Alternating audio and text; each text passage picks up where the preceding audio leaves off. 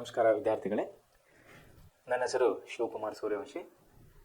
ಸಮಾಜ ಅಧ್ಯಯನ ನಾವು ಪಾಠ ಮಾಡ್ತಾ ಇದ್ದೀವಿ. ಕಳೆದ ಅವಧಿಯಲ್ಲಿ ನಾವು 14 ಅಧ್ಯಾಯಗಳನ್ನು ನಾವು ಮುಗಿಸಿದ್ದೇವೆ. ಕಳೆದ ಅವಧಿಯಲ್ಲಿ ನಾವು ಈಗ ಇಲ್ಲಿವರೆಗೆ 14 ಅಧ್ಯಾಯಗಳನ್ನು ಮುಗಿಸಿ ಈಗ ನಾವು 15ನೇ ಅಧ್ಯಾಯಕ್ಕೆ ಬಂದಿದ್ದೇವೆ. ಸೊ 15ನೇ ಅಧ್ಯಾಯ ಅನ್ನೋದು ಇದು ಅರ್ಥಶಾಸ್ತ್ರಕ್ಕೆ ಸಂಬಂಧಪಟ್ಟಿದ್ದು. ಸೊ ಸಮಾಜದಲ್ಲಿ ಅಂದರೆ ಸೋಷಿಯಲ್ ಸ್ಟಡಿನಲ್ಲಿ ನಾವು ಇಲ್ಲಿವರೆಗೆ ಇತಿಹಾಸ ಅನ್ನೋಂಥ ಅಂದರೆ ಇವೆಲ್ಲ ಬರುವ ಸೋಷಿಯಾಲಜಿನಲ್ಲಿ, ಇವೆಲ್ಲ ಬರೋದು ಸೋಷಿಯಾಲಜಿ ಸಮಾಜಶಾಸ್ತ್ರದಲ್ಲಿ. ಸಮಾಜಶಾಸ್ತ್ರದಲ್ಲಿ ಏನೇನು ಬರ್ತಾ ಇದೆ, ಮೊದಲನಾಗಿ ಬಂದಿತ್ತು ಏನಂದರೆ ಇತಿಹಾಸ ಬಂದಿತ್ತು, ಆಮೇಲೆ ರಾಜ್ಯಶಾಸ್ತ್ರ ಬಂತು, ಆಮೇಲೆ ಭೌಗೋಳಶಾಸ್ತ್ರ ಬಂತು, ಈಗ ಅರ್ಥಶಾಸ್ತ್ರ ಬಂದಿದೆ. ಅಂದರೆ ಈ 4 ಶಾಸ್ತ್ರಗಳು ಕೂಡ ಸಮಾಜಶಾಸ್ತ್ರದಲ್ಲಿ ಬರುವಂಥ ವಿಭಾಗಗಳಾಗಿವೆ. ಅಂದರೆ ಸೋಷಿಯಾಲಜಿನಲ್ಲಿ ಏನೇನು ಬರುತ್ತೆ ಅಂದರೆ ಪೊಲಿಟಿಕಲ್ ಸೈನ್ಸ್ ಬರ್ತದೆ, ಜಿಯೋಗ್ರಫಿ ಬರ್ತದೆ, ಎಕನಾಮಿಕ್ಸ್ ಬರ್ತದೆ ಮತ್ತು ಹಿಸ್ಟ್ರಿ ಬರ್ತದೆ. ಈ 4 ಕೂಡಿ ನಾವು ಸಮಾಜಶಾಸ್ತ್ರ ಅಂಥೇಳಿ ಕರೆಯೋರಾಗಿದ್ದೇವೆ. ಸೊ ವಿದ್ಯಾರ್ಥಿಗಳೇ, ಅದಕ್ಕಿಂತ ಮುಂಚೆವಾಗಿ ನಾವು ಪ್ರೆಸೆಂಟ್ ಕ್ಲಾಸ್ನಿಂದ ಕೊಡುವಂಥ ನಿಮಗೆ ಪ್ರತಿಯೊಂದು ಪಾಠಗಳು, ಪ್ರತಿಯೊಂದು ವಿಷಯಗಳು ಅತಿ ಮುಖ್ಯವಾಗಿವೆ ಅಂತೇಳಿ ನಾನು ಇನ್ನೊಂದು ಸಾರಿ ನಿಮಗೆ ನೆನಪು ಮಾಡೋಕ್ಕೆ ಇಷ್ಟಪಡ್ತಾ ಇದ್ದೀನಿ. ಯಾಕೆಂದರೆ ವಿದ್ಯಾರ್ಥಿಗಳೇ, ಈ ಯೋಜನೆಯು ವಿಶೇಷವಾಗಿ ಬಡ ಮಕ್ಕಳಿಗಾಗಿ ಅಂದರೆ ಗ್ರಾಮೀಣ ಭಾಗದ ಮಕ್ಕಳಿಗಾಗಿ ಹಾಗೂ ಸರ್ಕಾರಿ ಶಾಲೆಯಲ್ಲಿ ಓದುತ್ತಿರುವ ಮಕ್ಕಳಿಗಾಗಿ ವಿಶೇಷವಾಗಿ ರೂಪಿಸಿದಂಥ ಇದೊಂದು ಯೋಜನೆ. ಯಾವುದು? ನಮ್ಮ ಪ್ರೆಸೆಂಟ್ ಕ್ಲಾಸಸ್. ಸೊ ವಿದ್ಯಾರ್ಥಿಗಳೇ, ತಾವು ಈ ಪ್ರೆಸೆಂಟ್ ಕ್ಲಾಸಿನ ಮುಖ್ಯ ಉದ್ದೇಶ ಅಂದರೆ ಶೈಕ್ಷಣಿಕವಾಗಿ ಹಿಂದುಳಿದಂಥ ಭಾಗಗಳಾದ ಗ್ರಾಮೀಣ ಭಾಗ ಹಾಗೂ ಸರ್ಕಾರಿ ಶಾಲೆಯ ಮಕ್ಕಳು ಕೂಡ ಶೈಕ್ಷಣಿಕವಾಗಿ ಅಭಿವೃದ್ಧಿ ಹೊಂದಲಿ, ಅವರು ಇನ್ನೂ ಡೆವಲಪ್ಮೆಂಟ್ ಆಗಲಿ, ಒಳ್ಳೆ ರೀತಿ ಅವರಿಗೆ ಉನ್ನತವಾದಂಥ ಶಿಕ್ಷಣಗಳು ಅಂದರೆ ಉನ್ನತವಾದಂಥ ಹೊಸ ವಿಷಯಗಳು ಮನೆಯಲ್ಲಿ ಕುಳಿತುಕೊಂಡು ನಿಮಗೆ ಕಲೀಲಿಕ್ಕೆ ಒಂದು ವಿಶೇಷವಾದ ಯೋಜನೆಯನ್ನು ನಮ್ಮ ಪ್ರೆಸೆಂಟ್ ಕ್ಲಾಸಿನ ಮುಖ್ಯಸ್ಥರು ಇದನ್ನು ರೂಪಿಸಿದ್ದಾರೆ. ಸೊ ವಿದ್ಯಾರ್ಥಿಗಳೇ, ನಮ್ಮ ಸಂಸ್ಥೆಯ ಮುಖ್ಯಸ್ಥರ ಉದ್ದೇಶ ಹಾಗೂ ನಮ್ಮ ಸಂಸ್ಥೆಯ ಸಿಬ್ಬಂದಿಗಳ ಪ್ರಯತ್ನ ನಿಮ್ಮ ಯಶಸ್ಸಿಗೆ ನಾಂದಿಯಾಗಲಿ ಅಂಥೇಳಿ ನಾನು ಹಾರೈಸೋನಾಗಿದ್ದೇನೆ. ಸೊ ವಿದ್ಯಾರ್ಥಿಗಳೇ, ಈಗ ನಾವು ವಿಷಯಕ್ಕೆ ಬರೋಣ. ಈಗ ನಾವಿವತ್ತು ಅಭ್ಯಾಸ ಮಾಡ್ತಾ ಇರೋದು ಅರ್ಥಶಾಸ್ತ್ರ. ಅರ್ಥಶಾಸ್ತ್ರ ಅಂದ ತಕ್ಷಣ ನೀವು ಒಂದು ವಿಷಯಕ್ಕೆ ಬರಬೇಕು, ಏನಂದರೆ ಇದು ಎಕನಾಮಿಕ್ಸ್ ಅಂಥೇಳಿ. ಇಂಗ್ಲೀಷ್ನಲ್ಲಿ ಇದನ್ನು ನಾವು ಎಕನಾಮಿಕ್ಸ್ ಅಂತ ಕರೆಯೋರಾಗಿದ್ದೇವೆ. ಎಕನಾಮಿಕ್ಸ್ ಅಂದ ತಕ್ಷಣ ಹಣ. ಎಕನಾಮಿಕ್ಸ್ ಅಂದ ತಕ್ಷಣ ಇದು ವಿಷಯ ಬರೋದು ಯಾವ ವಿಷಯಕ್ಕೆ ಬರ್ತದೆ ಅಂದರೆ ಇದು ಹಣದ ವಿಷಯಕ್ಕೆ ಬರುತ್ತದೆ. ಹಣ, ನಿರುದ್ಯೋಗ, ದುಡಿಮೆ, ಈ ವಿಷಯಕ್ಕೆ ಬಿಸ್ನೆಸ್, ವ್ಯಾಪಾರ, ಇವೆಲ್ಲ ವಿಷಯಗಳನ್ನು ನಾವು ಅರ್ಥಶಾಸ್ತ್ರದಲ್ಲಿ ಓದೋರಾಗಿದ್ದೇವೆ. ವಿದ್ಯಾರ್ಥಿಗಳ ಕಳೆದಲ್ಲಿ ನಾವು ಇತಿಹಾಸ ಅಂತೇಳಿ ಮೊದಲನೇದಾಗಿ ನಾವು ಓಪನಿಂಗ್ ಅಂದರೆ ಸಮಾಜಶಾಸ್ತ್ರದ ಓಪನ್ ಆದ ತಕ್ಷಣ ಅಂದರೆ ನಾವು ಪಾಠವನ್ನು ಪ್ರಾರಂಭ ಮಾಡಿದಾಗ ನಾವು ಸಮಾಜಶಾಸ್ತ್ರದಲ್ಲಿ ಮೊದಲನೇದಾಗಿ ನಾವು ಇತಿಹಾಸನ ಓದಿದ್ದೇವೆ. ಇತಿಹಾಸದಲ್ಲಿ ಏನು ಬಂತು? ಯುರೋಪಿಯನರ ಆಗಮನ, ಬ್ರಿಟಿಷರ ಆಡಳಿತ ವಿಸ್ತರಣೆ, ಯುದ್ಧಗಳು, ಆಂಗ್ಲೋ ಇಂಡಿಯನ್ಸ್ ಯುದ್ಧಗಳು, ಭಾರತದಲ್ಲಿ ಬ್ರಿಟಿಷರ ಅಧಿಕಾರ ವ್ಯಾಪ್ತಿ ಅಥವಾ ರಾಜ್ಯ ವಿಸ್ತರಣೆ, ಪೋರ್ಚುಗೀಸರು, ಡಚ್ಚರು, ಫ್ರೆಂಚರು, ಇಂಗ್ಲೀಷರು, ಇವೆಲ್ಲವನ್ನು ನಾವು ಇತಿಹಾಸದಲ್ಲಿ ಓದಿದ್ದೇವೆ. ಆಮೇಲೆ ನಾವು ಯಾವ ವಿಭಾಗಕ್ಕೆ ಬಂದೀವಿ? ರಾಜ್ಯಶಾಸ್ತ್ರ ವಿಭಾಗಕ್ಕೆ ಬಂದಿವಿ. ಅಲ್ಲೇನು ನೋಡಿದ್ದೀವಿ ನಾವು? ರಾಜ್ಯಶಾಸ್ತ್ರದಲ್ಲಿ ಕಾನ್ಸ್ಟಿಟ್ಯೂಷನ್, ಸ್ಪೆಷಲ್ವಾಗಿ ಭಾರತದ ಸಂವಿಧಾನದ ವಿಭಾಗಗಳು, ಪೀಠಿಕೆಗಳು ಹಾಗೂ ಪಬ್ಲಿಕ್ ಅಡ್ಮಿನಿಸ್ಟ್ರೇಷನ್ ಅಂದರೆ ಸಾರ್ವಜನಿಕ ಆಡಳಿತ, ನೇಮಕಾತಿಗಳು, ವಿಶೇಷವಾಗಿ ಅದರಲ್ಲಿ ಕೇಂದ್ರ ಲೋಕಸೇವಾ ಆಯೋಗ ಮತ್ತು ರಾಜ್ಯ ಲೋಕಸೇವಾ ಆಯೋಗ, ಇವೆಲ್ಲವನ್ನು ನಾವು ಎಲ್ಲಿ ನೋಡಿದ್ದೇವೆ? ರಾಜ್ಯಶಾಸ್ತ್ರದಲ್ಲಿ ಓದಿದ್ದೇವೆ. ರಾಜ್ಯಶಾಸ್ತ್ರ. ಆಮೇಲೆ ನಾವು ಭೌಗೋಳಶಾಸ್ತ್ರಕ್ಕೆ ಬಂದೇವೆ. ಭೌಗೋಳಿಕ ಶಾಸ್ತ್ರಕ್ಕೆ ಬಂದಾಗ ನಮ್ಮ ದೇಶದ ಭೌಗೋಳಿಕ ವಿಸ್ತೀರ್ಣ, ಜಲ ಸಂಪನ್ಮೂಲಗಳು, ಅರಣ್ಯ ಸಂಪನ್ಮೂಲಗಳು ಹಾಗೂ ನೀರಾವರಿ ಯೋಜನೆಗಳು, ಅರಣ್ಯ ಸಂರಕ್ಷಣೆ, ಇವೆಲ್ಲವನ್ನು ನಾವು ಭೌಗೋಳಿಕವಾಗಿ ಓದಿದ್ದೇವೆ. ಈಗ ನಾವು ಬಂದಿದ್ದು ಅರ್ಥಶಾಸ್ತ್ರ. ಅರ್ಥಶಾಸ್ತ್ರ ಅಂದಮೇಲೆ ಒಂದು ಮನೆಯನ್ನು ನಡೆಸಲಿಕ್ಕೆ, ಒಂದು ಸಂಸ್ಥೆಯನ್ನು ನಡೆಸಲಿಕ್ಕೆ, ಒಂದು ರಾಜ್ಯ, ಒಂದು ದೇಶ ನಡೆಸಲಿಕ್ಕೆ ಹಣದ ಅವಶ್ಯಕ ಅತಿ ಮುಖ್ಯವಾಗಿದೆ. ಯಾಕೆಂದರೆ ದುಡ್ಡು ಇಲ್ಲದೇ ನಾವು ಏನೂ ಕೆಲಸ ಮಾಡಲಿಕ್ಕೆ ಆಗೋದಿಲ್ಲ. Never work go to any development work. ಅಂದರೆ ನಾವು ಯಾವುದೇ ಅಭಿವೃದ್ಧಿ ಕೆಲಸಕ್ಕೆ ಹೋಗಬೇಕಾದ್ರೆ ಹಣದ ಅವಶ್ಯಕತೆ ಇರುತ್ತದೆ. ಅಭಿವೃದ್ಧಿ ಬೇಡ, ಕೇವಲ ನಮ್ಮ ಮನೆಯನ್ನು ನಡೆಸಬೇಕಾದರೆ, ಕೇವಲ ನಮ್ಮ ಚಿಕ್ಕ ಕುಟುಂಬವನ್ನು ನಡೆಸಬೇಕಾದರೂ ಕೂಡ ನಮಗೆ ಹಣದ ಅವಶ್ಯಕತೆ ಇದೆ. ಸೊ ಇದೆಲ್ಲ ನಾವು ಎಲ್ಲಿ ಓದ್ತಾ ಇದ್ದೀವಿ? ಅರ್ಥಶಾಸ್ತ್ರದಲ್ಲಿ ಓದ್ತಾ ಇದ್ದೀವಿ. ಅರ್ಥಶಾಸ್ತ್ರದಲ್ಲಿ ನಾವು ಮುಂದೆ ಹಲವು ವಿಷಯಗಳನ್ನು ನಾವು ಓದೋರಾಗಿದ್ದೀವಿ. ಅರ್ಥಶಾಸ್ತ್ರ ಅಂದ ತಕ್ಷಣ ತಾವು ಇದು ವಿಷಯ ನೆನಪಿಟ್ಕೋ, ಇದು ಹಣ. ಅರ್ಥ ಅಂದರೆ ಹಣ, ಇದಕ್ಕೆ ಸಂಬಂಧಪಟ್ಟಿದ್ದು. ಇದರಲ್ಲಿ ದುಡಿಮೆ ಬರ್ತದೆ, ಬಡತನ ಬರ್ತದೆ, ನಿರುದ್ಯೋಗ ಬರ್ತದೆ, ಕೈಗಾರಿಕೆ ಬರ್ತದೆ, ವ್ಯವಸಾಯ ಬರ್ತದೆ, ಇವೆಲ್ಲ ರಿಲೇಟೆಡ್ ಟು ಎಕನಾಮಿಕ್ಸ್. ಅಂದರೆ ಇವೆಲ್ಲವೇನಪ್ಪ ಅಂದರೆ ಅರ್ಥಶಾಸ್ತ್ರಕ್ಕೆ ಸಂಬಂಧಪಟ್ಟಂಥ ವಿಷಯಗಳಾಗಿವೆ. ಸೊ ಈ ಅಧ್ಯಾಯದಲ್ಲಿ ನಾವು ವಿಶೇಷವಾಗಿ ಏನು ಓದೋರಾಗಿದ್ದೇವೆ ಅಂದರೆ ಅರ್ಥವ್ಯವಸ್ಥೆ ಮತ್ತು ಸರ್ಕಾರದ ನಡುವಿನ ಸಂಬಂಧ. ನೋಡಿ, ಅರ್ಥವ್ಯವಸ್ಥೆ ಮತ್ತು ಸರ್ಕಾರದ ನಡುವಿನ ಸಂಬಂಧ. ಭಾರತದಲ್ಲಿ ಯೋಜನೆಗಳು ಅಂದರೆ ನಾವು ಆಲ್ರೆಡಿ ನಿನ್ನೆ ನೀರಾವರಿ ಯೋಜನೆಗಳು ನಾವು ನಿನ್ನೆ ಮೊನ್ನೆ ಅಭ್ಯಾಸ ಜಲ ಸಂಪನ್ಮೂಲ ವಿಷಯದಲ್ಲಿ ನಾವು ಯೋಜನೆಗಳು ಓದಿದ್ದೀವಿ. ವಿಶೇಷವಾಗಿ ದಾಮೋದರ್ ಕಣಿವೆ, ಬಾಕ್ರಾ ನಂಗಲ್ ಯೋಜನೆ, ಆಮೇಲೆ ಹೀರಾಕೂಡ್ ಯೋಜನೆ, ತುಂಗಭದ್ರಾ ಯೋಜನೆ, ಕೃಷ್ಣಾ ಮೇಲ್ದಂಡೆ ಯೋಜನೆ, ನರ್ಮದಾ ಯೋಜನೆ, ಆಮೇಲೆ ನಾಗಾರ್ಜುನ ಸಾಗರ್ ಯೋಜನೆ, ಹಲವು ಯೋಜನೆಗಳನ್ನು ನಾವು ಇವು ನೀರಾವರಿಗೆ ಸಂಬಂಧಪಟ್ಟಂಥ ಇವು ಯೋಜನೆಗಳು. ಇವು ನಾವು ನಿನ್ನೆ ಮೊನ್ನೆ ಅಭ್ಯಾಸದಲ್ಲಿ ಓದಿದ್ದೇವೆ. ಸೊ ಇದರಲ್ಲಿ ಏನಿದೆ, ಭಾರತದಲ್ಲಿ ಎಂತಹ ಯೋಜನೆಗಳು? ಆರ್ಥಿಕ ಯೋಜನೆಗಳು. ಅಂದರೆ ಇದು ಎಕನಾಮಿಕ್ಸ್ ಸಂಬಂಧಪಟ್ಟಿದ್ದಕ್ಕಾಗಿ ಅಥವಾ ಅರ್ಥವ್ಯವಸ್ಥೆಗೆ ಸಂಬಂಧಪಟ್ಟಿದ್ದಕ್ಕಾಗಿ ಇಲ್ಲಿ ನಾವು ಎಂಥ ಯೋಜನೆಗಳು ನೋಡೋರು ಆಗಿದೆ ಅಂದರೆ ಇಲ್ಲಿ ನೀರಾವರಿ ಯೋಜನೆ ಇಲ್ಲ, ಅರಣ್ಯ ಯೋಜನೆ ಇಲ್ಲ, ಇಲ್ಲಿ ಆರ್ಥಿಕ ಯೋಜನೆಗಳು. ಆರ್ಥಿಕ ವ್ಯವಸ್ಥೆಯನ್ನು ಡೆವಲಪ್ ಮಾಡಲಿಕ್ಕೆ ಅಭಿವೃದ್ಧಿಪಡಿಸಲಿಕ್ಕೆ ಸರ್ಕಾರ ಯಾವ್ಯಾವ ರೀತಿ ಯೋಜನೆಗಳನ್ನು ಹಾಕ್ಕೊಳ್ತಾ ಇದೆ ಅಥವಾ ಹಾಕ್ಕೊಂಡಿದೆ ಅನ್ನೋದನ್ನು ನಾವು ಈ ಪಾಠದಲ್ಲಿ ಓದೋರಾಗಿದ್ದೇವೆ. ಆಮೇಲೆ ಭಾರತದಲ್ಲಿ ಪಂಚವಾರ್ಷಿಕ ಯೋಜನೆಗಳು, ಈ 5 years ಪ್ಲಾನ್ ಅಂತ ಹೇಳಿ ನಾವು ಕರಿತೇವೆ ಇದನ್ನು. 5 years plan in running in India ಅಂದರೆ ನಮ್ಮ ದೇಶದಲ್ಲಿ ಐದು ವರ್ಷದ ಒಂದೊಂದು ಯೋಜನೆಗಳಂತ ಹೇಳಿ ಕರಿತೀವಿ. ಅದು ಕನ್ನಡದಲ್ಲಿ ನಾವು ಪಂಚವಾರ್ಷಿಕ ಯೋಜನೆ, ಇಂಗ್ಲೀಷ್ನಲ್ಲಿ 5 years ಪ್ಲಾನ್ ಅಂತೇಳಿ ಕರೆಯೋರಾಗಿದ್ದೇವೆ. ಅದರ ಬಗ್ಗೆ ನಾವು ಇಲ್ಲಿ ಓದೋರಾಗಿದ್ದೇವೆ. ಮತ್ತು ಅದರ ಸಾಧನೆಗಳು, ಏನೇನು ಸಾಧನೆ ಮಾಡಿವೆ, 5 ವರ್ಷಕ್ಕೆ ಒಂದೊಂದು ಸಾರಿ ನಾವು ಏನೇನು ಸಾಧನೆ ಮಾಡಿವಿ ನಮ್ಮ ದೇಶಕ್ಕಾಗಿ, ಅರ್ಥವ್ಯವಸ್ಥೆ ವಿಶೇಷವಾಗಿ, ಅದನ್ನು ನಾವು ಇಲ್ಲಿ ಓದೋರಾಗಿದೆ. ಆಮೇಲೆ ಹಸಿರು ಕ್ರಾಂತಿ ಈಗ ನಾವು ಮತ್ತೆ ಅಗ್ರಿಕಲ್ಚರ್ ಅಂದರೆ ವ್ಯವಸಾಯಕ್ಕೆ, ಒಕ್ಕಲ್ತನಕ್ಕೆ ಬರುವವರಾಗಿದ್ದೇವೆ. ಸೊ ಈ ಪ್ರಮುಖವಾಗಿ 4 ವಿಷಯಗಳನ್ನು ಈ ಪಾಠದಲ್ಲಿ ನಾವು ಓದೋರಾಗಿದ್ದೇವೆ. ಸೊ ಅದರಲ್ಲಿ ಮೊದಲನೇದಾಗಿ ಅರ್ಥವ್ಯವಸ್ಥೆ. ನೋಡ್ರಿ,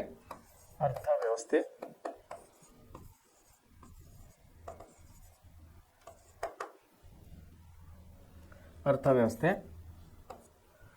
ಮತ್ತು ಸರ್ಕಾರದ ನಡುವಿನ ಸಂಬಂಧ. ಅರ್ಥವ್ಯವಸ್ಥೆ ಮತ್ತು ಸರ್ಕಾರ. ನೋಡಿ,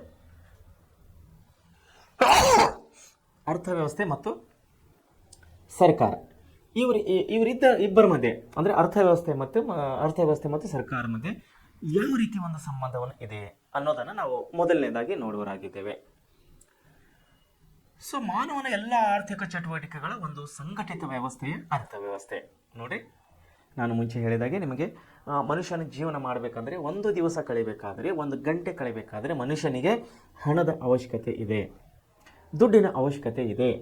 ಅದನ್ನೇ ಹೇಳ್ತಾ ಇದ್ರು. ಮಾನವನ ಎಲ್ಲ ಆರ್ಥಿಕ ಚಟುವಟಿಕೆಗಳು ಅಂದರೆ ಆರ್ಥಿಕಕ್ಕೆ ಸಂಬಂಧಪಟ್ಟಂಥ ಅರ್ಥವ್ಯವಸ್ಥೆಗೆ ಸಂಬಂಧಪಟ್ಟ ಎಲ್ಲ ಚಟುವಟಿಕೆಗಳ ಸಂಘಟಿತ ವ್ಯವಸ್ಥೆಯೇ ಅರ್ಥವ್ಯವಸ್ಥೆ ಅಂಥೇಳಿ ನಾವು ಕರೆಯವರಾಗಿದ್ದೇವೆ. ಅರ್ಥವ್ಯವಸ್ಥೆಯ ಮೂಲ ಗುರಿ ಮಾನವನ ಕ್ಷಮಾಭಿವೃದ್ಧಿ. ನೋಡಿರಿ, ಅರ್ಥವ್ಯವಸ್ಥೆ ಮೂಲ ಗುರಿ ಏನಿದೆ? ಮಾನವನ ಕ್ಷಮಾಭಿವೃದ್ಧಿ.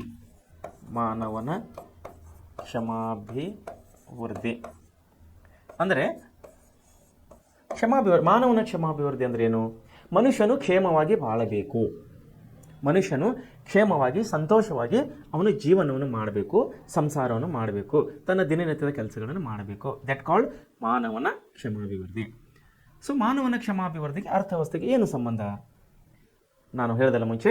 ಸೊ ಮನುಷ್ಯನು 1 ಗಂಟೆ ಕಳಿಬೇಕಾದ್ರೆ ಅವನಿಗೆ ಹಣದ ಅವಶ್ಯಕತೆ ಇದೆ, ಅತಿ ಜರೂರಿಯಾದಂಥ ಅವಶ್ಯಕತೆ ಇದೆ. ಸ್ಪೆಷಲಿ ಇವತ್ತಿನ ಕಾಲಕ್ಕೆ ಮನುಷ್ಯನು ಹಣ ಇಲ್ಲದೇ ಜೀವನ ಮಾಡೋಕ್ಕೆ ಸಾಧ್ಯನೇ ಇಲ್ಲ. ಯಾಕಂದರೆ ಅದು ಒಂದೇ ನಾಣ್ಯದ 2 ಮುಖಗಳು. ಮನುಷ್ಯನ ಜೀವನ ಮತ್ತು ಹಣ, ಮನುಷ್ಯನ ಜೀವನ ಮತ್ತು ಅರ್ಥವ್ಯವಸ್ಥೆ, ಇವೆರಡು ಏನಿವಲ್ಲ ಇವು ಒಂದೇ ನಾಣ್ಯದ 2 ಮುಖಗಳು. ಮನುಷ್ಯನ ಜೀವನ ಇಲ್ಲಂದರೆ ಹಣ ಬೇಕಾಗಿಲ್ಲ, ಜೀವನ ಬೇಕಂದರೆ ಹಣ ಬೇಕು. ಸೊ ಇವು ಒಂದೇ ನಾಣ್ಯದ 2 ಮುಖಗಳಿದ್ದಾಗೆ. ಇವೇನಂದ್ರೆ ಅತಿ ಮುಖ್ಯವಾಗಿ ಮನುಷ್ಯನಿಗೆ. ಅದ್ರ ಬಗ್ಗೆ ಕೊಟ್ಟರೆ ನೋಡ್ರಿ ಇಲ್ಲಿ ಏನು ಮೇನ್ ಗುರಿ, ಮೊದಲನೇದಾಗಿ ಏನು ಗುರಿ ಇದೆ ಇವ್ರದ್ದು? ಮಾನವನ ಕ್ಷಮಾಭಿವೃದ್ಧಿ ಮಾಡುವುದೇ ಅರ್ಥವ್ಯವಸ್ಥೆ ಪ್ರಮುಖ ಗುರಿಯಾಗಿದೆ. ಸರ್ಕಾರವು ಸಹ ಮಾನವನ ಕ್ಷಮಾಭಿವೃದ್ಧಿಯ ದೃಷ್ಟಿಯಿಂದ ನೋಡಿ, ಸರ್ಕಾರವು ಕೂಡ ಮಾನವನ ಯಾವುದರ ಒಂದು ದೃಷ್ಟಿಯಿಂದ ಕ್ಷಮಾಭಿವೃದ್ಧಿಯದ ಅಂದರೆ ಅವನ ಕ್ಷೇಮದ, ಮನುಷ್ಯನ ಕ್ಷೇಮದ ಅಭಿವೃದ್ಧಿಯ ದೃಷ್ಟಿಯಿಂದ ಕಾರ್ಯನಿರ್ವಹಿಸ್ತಾ ಇದೆ. ಅದು ಹೇಗೆ ಸರ್ಕಾರ ಕಾರ್ಯನಿರ್ವಹಿಸ್ತಾ ಇದೆ ಮನುಷ್ಯನ ಕ್ಷಮಾಭಿವೃದ್ಧಿಗಾಗಿ? ನೋಡಿ, ಮುಂಜಾನೆ ಎದ್ದ ತಕ್ಷಣ ಏನು ಬೇಕ್ರಿ? ಮನುಷ್ಯನ ಎದ್ದ ತಕ್ಷಣ ಮನೆಯಲ್ಲಿ ಕಸದ ಗಾಡಿಗಳು ಬರ್ತವೆ, ಅಂದರೆ ಕಾರ್ಪೊರೇಷನ್ದವರು ಬರ್ತಾರೆ. ಯಾರು ಇವರು ಕಾರ್ಪೊರೇಷನ್ದವರು? ಕಸದ ಗಾಡಿ ಬರ್ತದೆ, ಗೊತ್ತಲ್ಲ ನಿಮ್ಗೆ? ಓಕೆ, ಪೌರ ಕಾರ್ಮಿಕರು ಬರ್ತಾರೆ, ಕಸದ ಗಾಡಿ, ಕಸ ಒಯ್ಲಿಕ್ಕೆ, ಒಣ ಕಸ, ಹಸಿ ಕಸ ಬೇರೆ ಮಾಡಿ ಒಂದು ಗಾಡಿ ಆಟೋನಲ್ಲಿ ಸ್ಪೀಕರ್ ಹಚ್ಚಿ ಅವರು ಒದರ್ತಾ ಓಣಿಯಲ್ಲಿ ಬರ್ತಾ ಇದ್ದಾರೆ ಹುಬ್ಬಳ್ಳಿ ಧಾರವಾಡ ಮಹಾನಗರ ಪಾಲಿಕೆಗಳೇ. ಅದೇ ರೀತಿ ಎಲ್ಲ ಜಿಲ್ಲೆ ಎಲ್ಲ ತಾಲೂಕುಗಳಲ್ಲಿ ಕೂಡ ಈವನ್ ಸಣ್ಣ ಪುಟ್ಟ ಕೆಲವೊಂದು ದೊಡ್ಡ ಪ್ರಮಾಣದ ಹಳ್ಳಿಗಳಲ್ಲಿ ಅಂದರೆ ಪಟ್ಟಣ ಪಂಚಾಯತ್ಗಳಲ್ಲಿ, ಪುರಸಭೆಗಳಲ್ಲಿ ಅಲ್ಲಿ ಕೂಡ ಈಗ ಸ್ಪೀಕರ್ ಹಚ್ಚಿದಂಥ ವಾಹನಗಳು, ಕಸದ ಗಾಡಿಗಳು ಪ್ರತಿ ಒಂದು ತಾಲೂಕುಗಳಲ್ಲಿ ನಾವು ಕಾಣುವರಾಗಿದ್ದೇವೆ. ಇದು ಒಂದು ಸರ್ಕಾರದ ಕೆಲಸ. ಯಾವ ಇಲಾಖೆ ಬರ್ತದೆ? ಇದು ಪೌರಾಡಳಿತ ಇಲಾಖೆ. ಅಂದರೆ ಪುರಸಭೆ, ಪಟ್ಟಣ ಪಂಚಾಯಿತಿ, ಗ್ರಾಮ ಪಂಚಾಯಿತಿ ಹಾಗೂ ನಮ್ಮ ಏನಂದ್ರೆ ಮಹಾನಗರ ಪಾಲಿಕೆ, ನಗರ ಪಾಲಿಕೆ, ಮಹಾನಗರ ಪಾಲಿಕೆ, ಇವೆಲ್ಲವುಗಳನ್ನು ಮೊದಲನೇದಾಗಿ ಮನುಷ್ಯನ ಎದ್ದ ತಕ್ಷಣ ಬಾಗಿಲ ತೆಗೆದು ಹೊರಗೆ ಬರಬೇಕಾದ ತಕ್ಷಣ ಫಸ್ಟ್ ಮೊದಲನೇದಾಗಿ ಕಸದ ಗಾಡಿ ಬರ್ತದೆ. ಆಮೇಲೆ ಮನುಷ್ಯನಿಗೆ ಬ್ರಷ್ ಮಾಡಬೇಕು, ನೀರು ತಗೋಬೇಕು, ಮುಖ ತೊಳ್ಕೋಬೇಕು, ಜಳಕ ಮಾಡಬೇಕು, ಸ್ನಾನ ಮಾಡಬೇಕಲ್ಲ, ಏನು ಬೇಕು ಅವಾಗ? ನೀರು ಬೇಕು. ಸೊ ನೀರನ್ನು ಸರಬರಾಜು ಮಾಡೋರು ಯಾರು? ಜಲಮಂಡಳಿಯವರು. ಇದು ಸರ್ಕಾರದ ಒಂದು ಇಲಾಖೆ. ಯಾವುದು? ಜಲಮಂಡಳಿ. ಕಸ ತಗೊಂಡು ಹೋಗೋದು ಇದು ಪೌರಾಡಳಿತ ಇಲಾಖೆ. ಅಂದರೆ ಇಲ್ಲೂ ಸರ್ಕಾರ ಬಂತು ಮತ್ತು ಇಲ್ಲಿ ಸರ್ಕಾರ ಬಂತು. ಆಮೇಲೆ ಜಳಕ ಮಾಡಿ ಟಿಫಿನ್ ನಾಷ್ಟ ಮಾಡ್ಕೊಂಡು ಡ್ಯೂಟಿ ಕೆಲಸಕ್ಕೆ ಹೋಗಬೇಕು. ಅಲ್ಲೇನು ಬೇಕು? ಊಟ ಬೇಕು. ಇಲ್ಲಿ ಯಾವುದಿದೆ? ಆಹಾರ ಇಲಾಖೆ, ಫುಡ್ ಇಲಾಖೆ ಇದೆ. ಸೊ ಈ ರೀತಿ ಮನುಷ್ಯನಿಗೆ ಎದ್ದ ತಕ್ಷಣ ರಾತ್ರಿ ಮಲ್ಕೊಂಬವರೆಗೂ, ಇವನ್ ಸತ್ತ ಮೇಲೆ ಕೂಡ, ಮನುಷ್ಯನು ಸತ್ತ ಮೇಲೆ ಕೂಡ ಅವನ ಡೆಡ್ ಬಾಡಿಯನ್ನು ರಿಲೇಷನ್ ಇದ್ದವರು ಅವರೇ ಕ್ರಿಯಾಕರ್ಮ ಮಾಡ್ಕೋತಾರೆ. ಕೆಲವರು ನಿರ್ಗತಿಕರು ತೀರಿಕೊಂಡ ಮೇಲೆ ಅವರಿಗೆ ಯಾವುದೇ ರೀತಿ ಸಂಬಂಧಿಕರು ಇಲ್ಲದಾಗ ಪುರಸಭೆಯವರು ಅಥವಾ ಕಾರ್ಪೊರೇಷನ್ದವರು ಆ ಡೆಡ್ ಬಾಡಿಯನ್ನು ತಗೊಂಡೋಗಿ ಸ್ಮಶಾನ ಘಾಟ್ನಲ್ಲಿ ಸ್ಮಶಾನ ಕಾರ್ಯವನ್ನು ಮುಗಿಸುವವರಾಗಿದ್ದಾರೆ. ಇದು ಕೂಡ ಪುರಸಭೆಯವರ ಅಥವಾ ಕಾರ್ಪೊರೇಷನ್ನವರು ಮಾಡೋರಾಗಿದ್ದಾರೆ. ಸೊ ವಿದ್ಯಾರ್ಥಿಗಳೇ, ನಾನು ಹೇಳೋ ಉದ್ದೇಶ ಅಂದರೆ, ನಾವು ಮುಂಜಾನೆ ಎದ್ದಿನಿಂದ ರಾತ್ರಿ ಮಲಗುವವರೆ ಅಥವಾ ಮಲಗಿದ ನಂತರ ಸತ್ತ ನಂತರ ಕೂಡ ಮನುಷ್ಯನ ಹೆಣವನ್ನು ಹೂಳಲಿಕ್ಕೆ ಕಾರ್ಪೊರೇಷನ್ದವ್ರು ಕೆಲಸ ಮಾಡ್ತಾ ಇದ್ದಾರೆ. ಸೊ ಪ್ರತಿಯೊಂದು ಹಂತದಲ್ಲಿ ಮಕ್ಕಳು ಶಾಲೆಗೆ ಹೋಗಬೇಕು, ಶಿಕ್ಷಣ ಇಲಾಖೆ, ಕೆಲಸಕ್ಕೆ ಹೋಗಬೇಕು, ಕಾರ್ಮಿಕ ಇಲಾಖೆ, ಅದು ಯಾವುದೇ ಕೆಲಸ ಇರ್ಬೋದು, ಬ್ಯಾಂಕ್ ಇರ್ಬೋದು, ಪೋಸ್ಟ್ ಆಫೀಸ್ ಇರ್ಬೋದು, ಶಿಕ್ಷಕ ವೃತ್ತಿ ಇರ್ಬೋದು, ಇನ್ಯಾವುದೇ ವೃತ್ತಿ, ಪೊಲೀಸ್ ನೌಕರಿ ಇರ್ಬೋದು, KEB ಇರ್ಬೋದು, ಹೆಲ್ತ್ ಡಿಪಾರ್ಟ್ಮೆಂಟ್, ಆರೋಗ್ಯ ಇಲಾಖೆ ಇರ್ಬೋದು, ಯಾವುದೇ ಇಲಾಖೆ ಇರ್ಬೋದು, ಅಲ್ಲಿ ಕೂಡ ಸರ್ಕಾರ ಇದೆ. ಮಾರ್ಕೆಟ್ನ ಹೋಲಾದರೆ ಅಲ್ಲೂ ಕೂಡ ಸರ್ಕಾರ. ಪ್ರತಿ ಒಂದು ಮನುಷ್ಯನ ಹೆಜ್ಜೆ ತೆಗಬೇಕಂದ್ರೆ ಸರ್ಕಾರದ ಒಂದೊಂದು ರೀತಿಯಲ್ಲಿ ಇಲ್ಲಿ ಪಾತ್ರವನ್ನು ನಾವು ನೋಡ್ತಾ ಇದ್ದೇವೆ. ಸೊ ಇಲ್ಲೇನಾಗ್ತದೆ? ಸರ್ಕಾರದಿಂದ ಮಾನವನ ಕ್ಷಮಾಭಿವೃದ್ಧಿಯಾಗಿ ಶ್ರಮಿಸ್ತಾ ಇದೆ. ಅದು ಹೇಗೆ ಶ್ರಮ ವಹಿಸ್ತಾ ಇದೆ ಅಂದರೆ, ಯಾವ ದೃಷ್ಟಿಯಿಂದ? ಕ್ಷಮಾಭಿದ ದೃಷ್ಟಿಯಿಂದ ಕಾರ್ಯವಹಿಸ್ತಾ ಇದೆ ಯಾವುದು ಸರ್ಕಾರ. ಅದು ಯಾವುದೇ ವ್ಯವಸ್ಥೆಯ ಮೇಲೆ ಅಂದರೆ ಅರ್ಥವ್ಯವಸ್ಥೆಯ ಮೂಲಕವಾಗಿ. ಯಾಕಂದರೆ ಸರ್ಕಾರ ನಡೆಸಬೇಕಂದ್ರೆ ದುಡ್ಡು ಬೇಕು, ಎಲ್ಲ ಕಾರ್ಮಿಕ ವರ್ಗದವರಿಗೆ ಸಂಬಳ ಕೊಡಬೇಕು, ನೀರಾವರಿ ಇಲಾಖೆ ನೀರನ್ನು ಸರಬರಾಜು ಮಾಡಬೇಕು, ಪೈಪ್ಲೈನ್ ಆಗಬೇಕು, ದೊಡ್ಡ ದೊಡ್ಡ ಟ್ಯಾಂಕರ್ಗಳನ್ನು ವಾಟರ್ ಸ್ಟೋರೇಜ್ ಟ್ಯಾಂಕ್ಗಳನ್ನು ಕಟ್ಟಬೇಕು, ನದಿಗಳಿಂದ ನೀರನ್ನು ಫಿಲ್ಟರ್ ಮಾಡಬೇಕು, ನೀರನ್ನು ಶುದ್ಧೀಕರಣ ಮಾಡಬೇಕು. ಸೊ ಪ್ರತಿ ಒಂದು ಹಂತದಲ್ಲಿ ಹಣದ ಅವಶ್ಯಕತೆ ಇದೆ. ಹಣ ಇಲ್ಲಂದರೆ ಮನುಷ್ಯನ ಬದುಕಿಗೆ ತುಂಬ ತುಂಬ ತುಂಬ ಕಷ್ಟ. 99.99% ಮನುಷ್ಯನು ದುಡ್ಡಿಲ್ಲ ಅಂದರೆ ಬದುಕೋದು ಅತಿ ಕಷ್ಟದ ಕೆಲಸ ಅಂತ ಹೇಳಿ ನಾನು ಹೇಳೋಕ್ಕೆ ಇಷ್ಟಪಡ್ತೀನಿ. ಯಾಕೆಂದರೆ ಮುಂದೆ ನೋಡ್ರಿ, ಹಾಗಾದರೆ ಮಾನವನ ಆರ್ಥಿಕ ಚಟುವಟಿಕೆಗಳ ಸರ್ಕಾರದ ಮಧ್ಯಪ್ರವೇಶ ಇರಬೇಕೇ? ಒಂದು ಪ್ರಶ್ನೆ ಮೂಡ್ತಾ ಇದೆ. ಏನು ಪ್ರಶ್ನೆ ಬರ್ತದೆ? ಮಾನವನ ಆರ್ಥಿಕ ಚಟುವಟಿಕೆಗಳಲ್ಲಿ ಸರ್ಕಾರ ಮಧ್ಯಪ್ರದೇಶ ಬೇಕಾ? ಮುಂದೆ ನೋಡ್ರಿ, ಆರ್ಥಿಕ ಅಭಿವೃದ್ಧಿಯಲ್ಲಿ ಸರ್ಕಾರದ ಪಾತ್ರವೇನು? ಮನುಷ್ಯನ ಆರ್ಥಿಕ ಅಭಿವೃದ್ಧಿಯಲ್ಲಿ ಸರ್ಕಾರದ ಪಾತ್ರವೇನು ಎಂಬ ಪ್ರಶ್ನೆಗಳು ಉಂಟಾಗುತ್ತವೆ. ನೋಡ್ರಿ, ನಾನು ಇವತ್ತು ಮುಂಜಾನೆ ವಿಜಯವಾಣಿ ದಿನಪತ್ರಿಕೆ ನೋಡ್ತಾ ಇದ್ದೆ. ಜನಪ್ರಿಯ ನಮ್ಮ ಮುಖ್ಯಮಂತ್ರಿಗಳಾದ ಸನ್ಮಾನ್ಯ ಶ್ರೀ ಸಿದ್ದರಾಮಯ್ಯನವರು ಇವತ್ತೊಂದು ಸ್ಟೇಟ್ಮೆಂಟ್ ಕೊಟ್ಟಿದ್ದಾರೆ. ಏನಂದರೆ, ಇಡೀ ದೇಶದಲ್ಲಿ ತಲಾ ಆದಾಯದಲ್ಲಿ ಕರ್ನಾಟಕ ರಾಜ್ಯವು ಮೊದಲನೇ ಸ್ಥಾನ ಇದೆ ಅಂಥೇಳಿ ಇವತ್ತಿನ ಪೇಪರಲ್ಲಿ ಕೊಟ್ಟಿದ್ದಾರೆ, ಸ್ಟೇಟ್ಮೆಂಟ್ ಕೊಟ್ಟಿದ್ದಾರೆ CM ಅವರು. ನೀವು ಕೂಡ ನೋಡ್ಬೋದು. ತಲಾ ಆದಾಯ ಹೇಗೆ ಅವನ್ನು ತೆಗಿತಾರೆ, ದೇಶದ ಆದಾಯವನ್ನು ಹೇಗೆ ತೆಗಿತಾರೆ, ಅದನ್ನೆಲ್ಲ ನಾವು ಮುಂದೆ ಅಭ್ಯಾಸ ಮಾಡೋರಾಗಿದ್ದೇವೆ. ಸೊ ಪತ್ರಕರ್ತರು ಏನು ಪ್ರಶ್ನೆ ಮಾಡಿದ್ದಾರೆ CM ಅವರಿಗೆ? ಏನಂದರೆ, ಸರ್ ನೀವು ಗ್ಯಾರಂಟಿ ಯೋಜನೆಗಳನ್ನು ಕೊಟ್ಟಿದ್ದೀರಿ, ಸ್ತ್ರೀ ಶಕ್ತಿ ಗ್ಯಾರಂಟಿ, ಇನ್ನಿತರ ಗ್ಯಾರಂಟಿಗಳು ಕೊಟ್ಟಿದ್ದೀರಿ. ಅದರಲ್ಲಿ ಸ್ತ್ರೀ ಶಕ್ತಿ ಅಂದರೆ ಹೆಣ್ಮಕ್ಳಿಗೆ ಶಕ್ತಿ ಕೊಡುವಂಥ ಒಂದು ಧೈರ್ಯ ಕೊಡುವಂಥ ಸ್ತ್ರೀ ಶಕ್ತಿ ಯೋಜನೆ ಅಂದರೆ ಬಸ್ಗಳನ್ನು ಫ್ರೀ ಮಾಡಿದ್ದಾರೆ. ತಾವು ನೋಡ್ತಾ ಇದ್ದೀರಿ, ತಮ್ಮ ಮನೆಯಲ್ಲಿ ಅಥವಾ ತಮ್ಮ ಊರಲ್ಲಿ ಆಲ್ಮೋಸ್ಟ್ ಎಲ್ಲ ಹೆಣ್ಣುಮಕ್ಕಳು, ಎಲ್ಲ ತಾಯಿಂದರು, ಎಲ್ಲ ಅಕ್ಕ ತಂಗಿಯರು ಫ್ರೀಯಾಗಿ, ಅಂದರೆ ಆಧಾರ್ ಕಾರ್ಡ್ ತೋರಿಸಿ ಫ್ರೀಯಾಗಿ ಪ್ರವಾಸವನ್ನು ಮಾಡ್ತಾ ಇದ್ದಾರೆ ಇಡೀ ಕರ್ನಾಟಕದ ತುಂಬ. ಬೀದರ್ನಿಂದ ಹಿಡ್ಕೊಂಡು ಚಾಮರಾಜನಗರ ಮೈಸೂರು ಜಿಲ್ಲೆಯವರೆಗೆ, ಈ ಕಡೆ ಬೆಳಗಾವಿನಿಂದ ಹಿಡ್ಕೊಂಡು ಈ ಕಡೆ ರಾಯಚೂರು ಬಳ್ಳಾರಿವರೆಗೆ, ಪೂರ್ವದಿಂದ ಪಶ್ಚಿಮ, ಉತ್ತರದಿಂದ ದಕ್ಷಿಣ ಕರ್ನಾಟಕ ರಾಜ್ಯದಲ್ಲಿ ರಾಜ್ಯದವರಾದಂಥ, ರಾಜ್ಯದ ನಾಗರಿಕರಾದ ಆಧಾರ್ ಕಾರ್ಡ್ ಹೊಂದಿದವರು ಹೆಣ್ಣು ಮಕ್ಕಳು ಫ್ರೀಯಾಗಿ ಬಸ್ನಲ್ಲಿ ತಿರುಗ್ತಾ ಇದ್ದಾರೆ. ಬಹುಶಃ ನಿನ್ನೆ ಪೇಪರ್ನಲ್ಲಿ ಬಂದಿದೆ, ಒಂದು ನಾನು ಸಾಮಾಜಿಕ ಜಾಲತಾಣದಲ್ಲಿ ಕೂಡ ನೋಡಿದ್ದೀನಿ. ಈ ಸ್ತ್ರೀ ಶಕ್ತಿ ಯೋಜನೆ ಅಂದರೆ ಸರ್ಕಾರ ರೂಪಿಸಿದಂಥ ಒಂದು ಸ್ತ್ರೀ ಶಕ್ತಿ ಯೋಜನೆ, ಇದು ವರ್ಲ್ಡ್ ಬುಕ್ ಆಫ್ ರೆಕಾರ್ಡ್ನಲ್ಲಿ ಎಂಟ್ರಿ ಆಗಿದೆ ಅನ್ನೋಂಥ ಸುದ್ದಿಯನ್ನು ನಾನು ನಿನ್ನೆ ನೋಡಿದೆ. ವರ್ಲ್ಡ್ ರೆಕಾರ್ಡ್ ಆಫ್ ಬುಕ್ ಅಂದರೆ ಜಗತ್ತಿನಲ್ಲಿ ನಡೆದಂಥ ಪ್ರಮುಖ ಘಟನೆಗಳು, ಜಗತ್ತಿನಲ್ಲಿ ನಡೆದಂಥ ಪ್ರಮುಖ ಘಟನೆಗಳನ್ನು ಆ ಒಂದು ಬುಕ್ನಲ್ಲಿ ಅಂದರೆ ವರ್ಲ್ಡ್ ರೆಕಾರ್ಡ್ ಆಫ್ ಬುಕ್ನಲ್ಲಿ ಎಂಟ್ರಿ ಮಾಡ್ತಾರೆ. ಯಾವ ವಿಷಯ ಏನಕ್ಕಾಗಿ ಫೇಮಸ್ ಆಗಿದೆ ಅನ್ನುವಂಥ ವಿಷಯನ ವರ್ಲ್ಡ್ ರೆಕಾರ್ಡ್ ಆಫ್ ಫೇಮಸ್ನಲ್ಲಿ ಎಂಟ್ರಿ ಮಾಡ್ತಾರೆ. ಅಲ್ಲಿ ನಾನು ನಿನ್ನೆ ಸ್ಟೇಟ್ಮೆಂಟ್ ಪೇಪರನ್ನು ನೋಡಿದ್ದೇನೆ. ನಮ್ಮ ಸ್ತ್ರೀ ಶಕ್ತಿ ಯೋಜನೆ, ನಮ್ಮ ರಾಜ್ಯದ, ನಮ್ಮ ಕರ್ನಾಟಕ ರಾಜ್ಯದ ಸ್ತ್ರೀ ಶಕ್ತಿ ಯೋಜನೆಯು ಅದು ಕೂಡ ವರ್ಲ್ಡ್ ರೆಕಾರ್ಡ್ ಆಫ್ ಬುಕ್ನಲ್ಲಿ ರೆಕಾರ್ಡ್ ಆಗಿದೆ.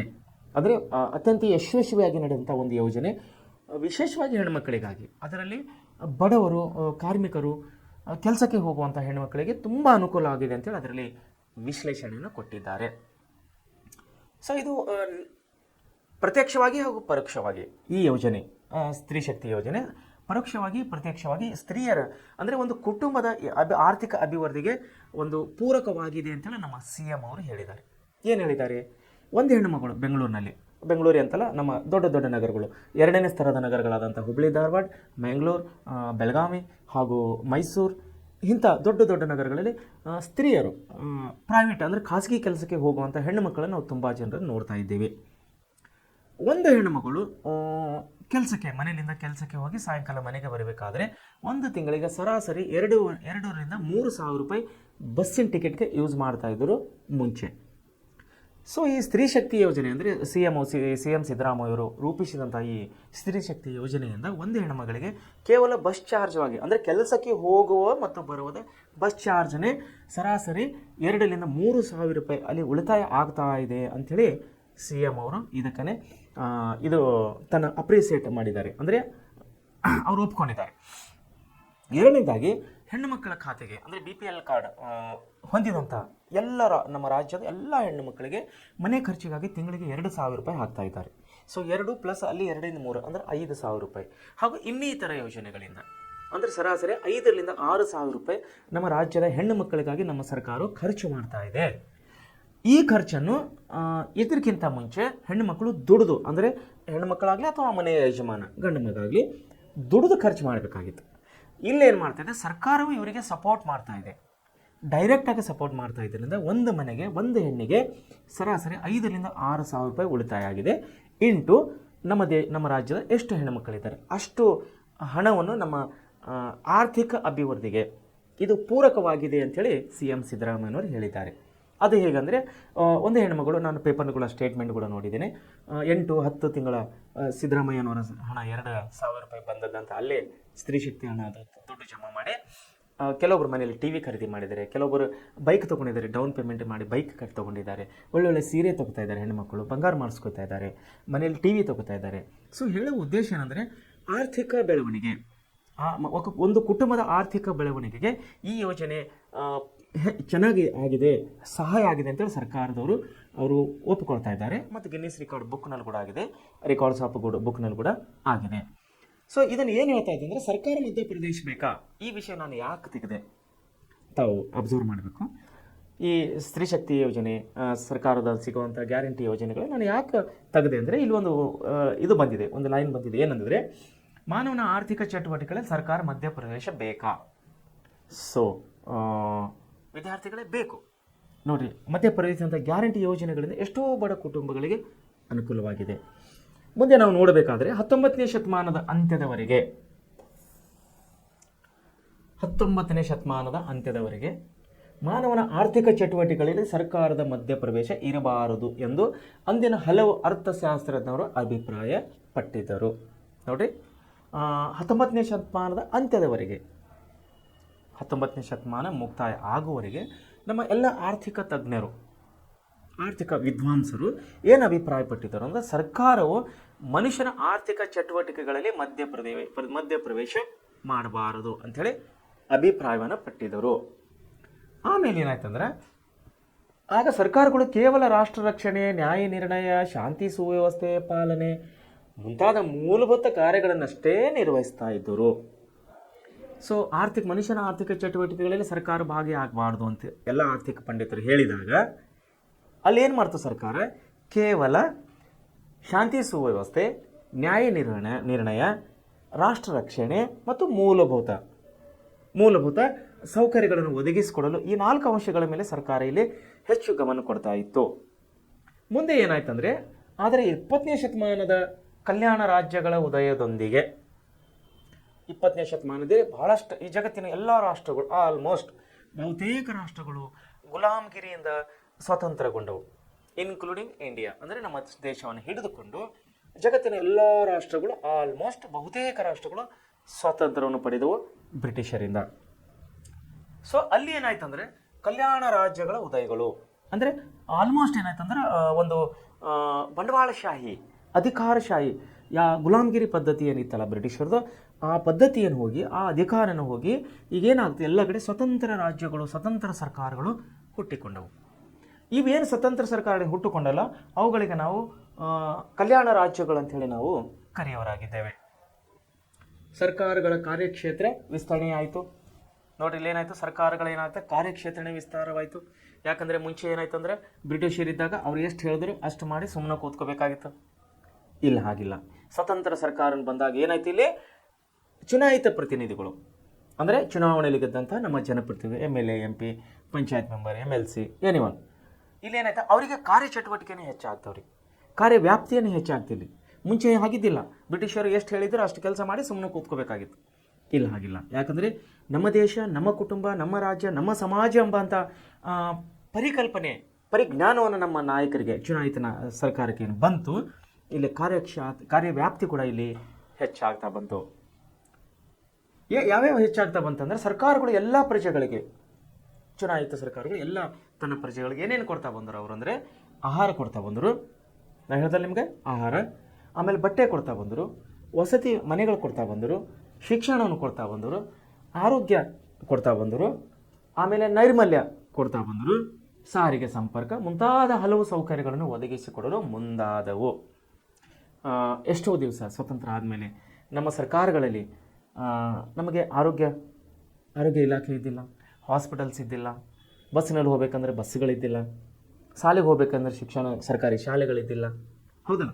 ಮತ್ತೇನಿದ್ದಿಲ್ಲ, ಒಳ್ಳೆ ಚೆನ್ನಾಗಿ ಊಟ ಮಾಡಬೇಕಂದ್ರೆ ಆಹಾರ ಇಲಾಖೆ ಇದ್ದಿಲ್ಲ.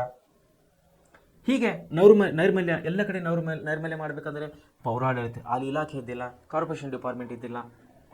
ಸೊ ಇವೆಲ್ಲವನ್ನು ನೋಡಿದಾಗ ಏನಾಯ್ತಂದ್ರೆ ಆವಾಗಿನ ಕಾಲದಲ್ಲಿ ಅಂದರೆ ಸರ್ಕಾರಗಳು ಮುಂದೆ ಬರುತ್ತಾ ಇವೆಲ್ಲ ಸೌಲಭ್ಯಗಳನ್ನು ತನ್ನ ಪ್ರಜೆಗಳಿಗೆ ಕೊಡೋದರಲ್ಲಿ ತಾ ಮುಂದು ಅಂದರೆ ಚುನಾಯಿತ ಪ್ರತಿನಿಧಿಗಳು ಇಲ್ಲಿ ಹಲವು ಸೌಲಭ್ಯಗಳನ್ನು ಪ್ರಜೆಗಳಿಗೆ ಕೊಡಲಿಕ್ಕೆ ಮುಂದಾದವು. ಹಾಗಾಗಿ ಸರ್ಕಾರವು ಜನರ ಆರ್ಥಿಕ ಚಟುವಟಿಕೆಗಳಿಗೆ ಮಧ್ಯ ಪ್ರವೇಶಿಸಲು ಮುಂದಾಯಿತು. ನೋಡಿ, ಇಲ್ಲಿವರೆಗೆ ಏನಾಗಿತ್ತಂದ್ರೆ ಯಾವುದೇ ಸೌಲಭ್ಯಗಳು ಇದ್ದಿಲ್ಲ ನಮ್ಮ ಪ್ರಜೆಗಳಿಗೆ. ಯಾವಾಗ ಚುನಾಯಿತ ಸರ್ಕಾರಗಳು ಬಂದವು, ಬ್ರಿಟಿಷರಿಂದ ಎಲ್ಲ ದೇಶಗಳು ಒಂದೊಂದಾಗಿ ಸ್ವಾತಂತ್ರ್ಯ ಪಡೆದವು, ಆವಾಗ ಏನಾಯಿತು, ರಾಷ್ಟ್ರ ಪ್ರಜ್ಞೆಯನ್ನು ಬಂತು. ನನ್ನ ದೇಶ, ನನ್ನ ಸಮಾಜ, ನನ್ನ ಜನ ಅನ್ನುವಂಥ ಒಂದು ಪ್ರಜ್ಞೆ, ಒಂದು ನೆನಪೇನು ನಮ್ಮ ಸರ್ಕಾರಗಳಿಗಾಯಿತು. ಅಲ್ಲಿ ಏನಾದರೂ ಅಭಿವೃದ್ಧಿ ಕಾರ್ಯಗಳು ಬರತೊಡಗಿದವು. ಆವಾಗ ಏನಾಯ್ತು ಅಂದರೆ ಸರ್ಕಾರ ಏನು ಮಾಡ್ತು, ಜನರ ಆರ್ಥಿಕ ಚಟುವಟಿಕೆಗಳಲ್ಲಿ ನೇರವಾಗಿ ಇಲ್ಲಿ ಪ್ರವೇಶ ಮಾಡಿದಂತಾಗ್ತಾ ಇದೆ.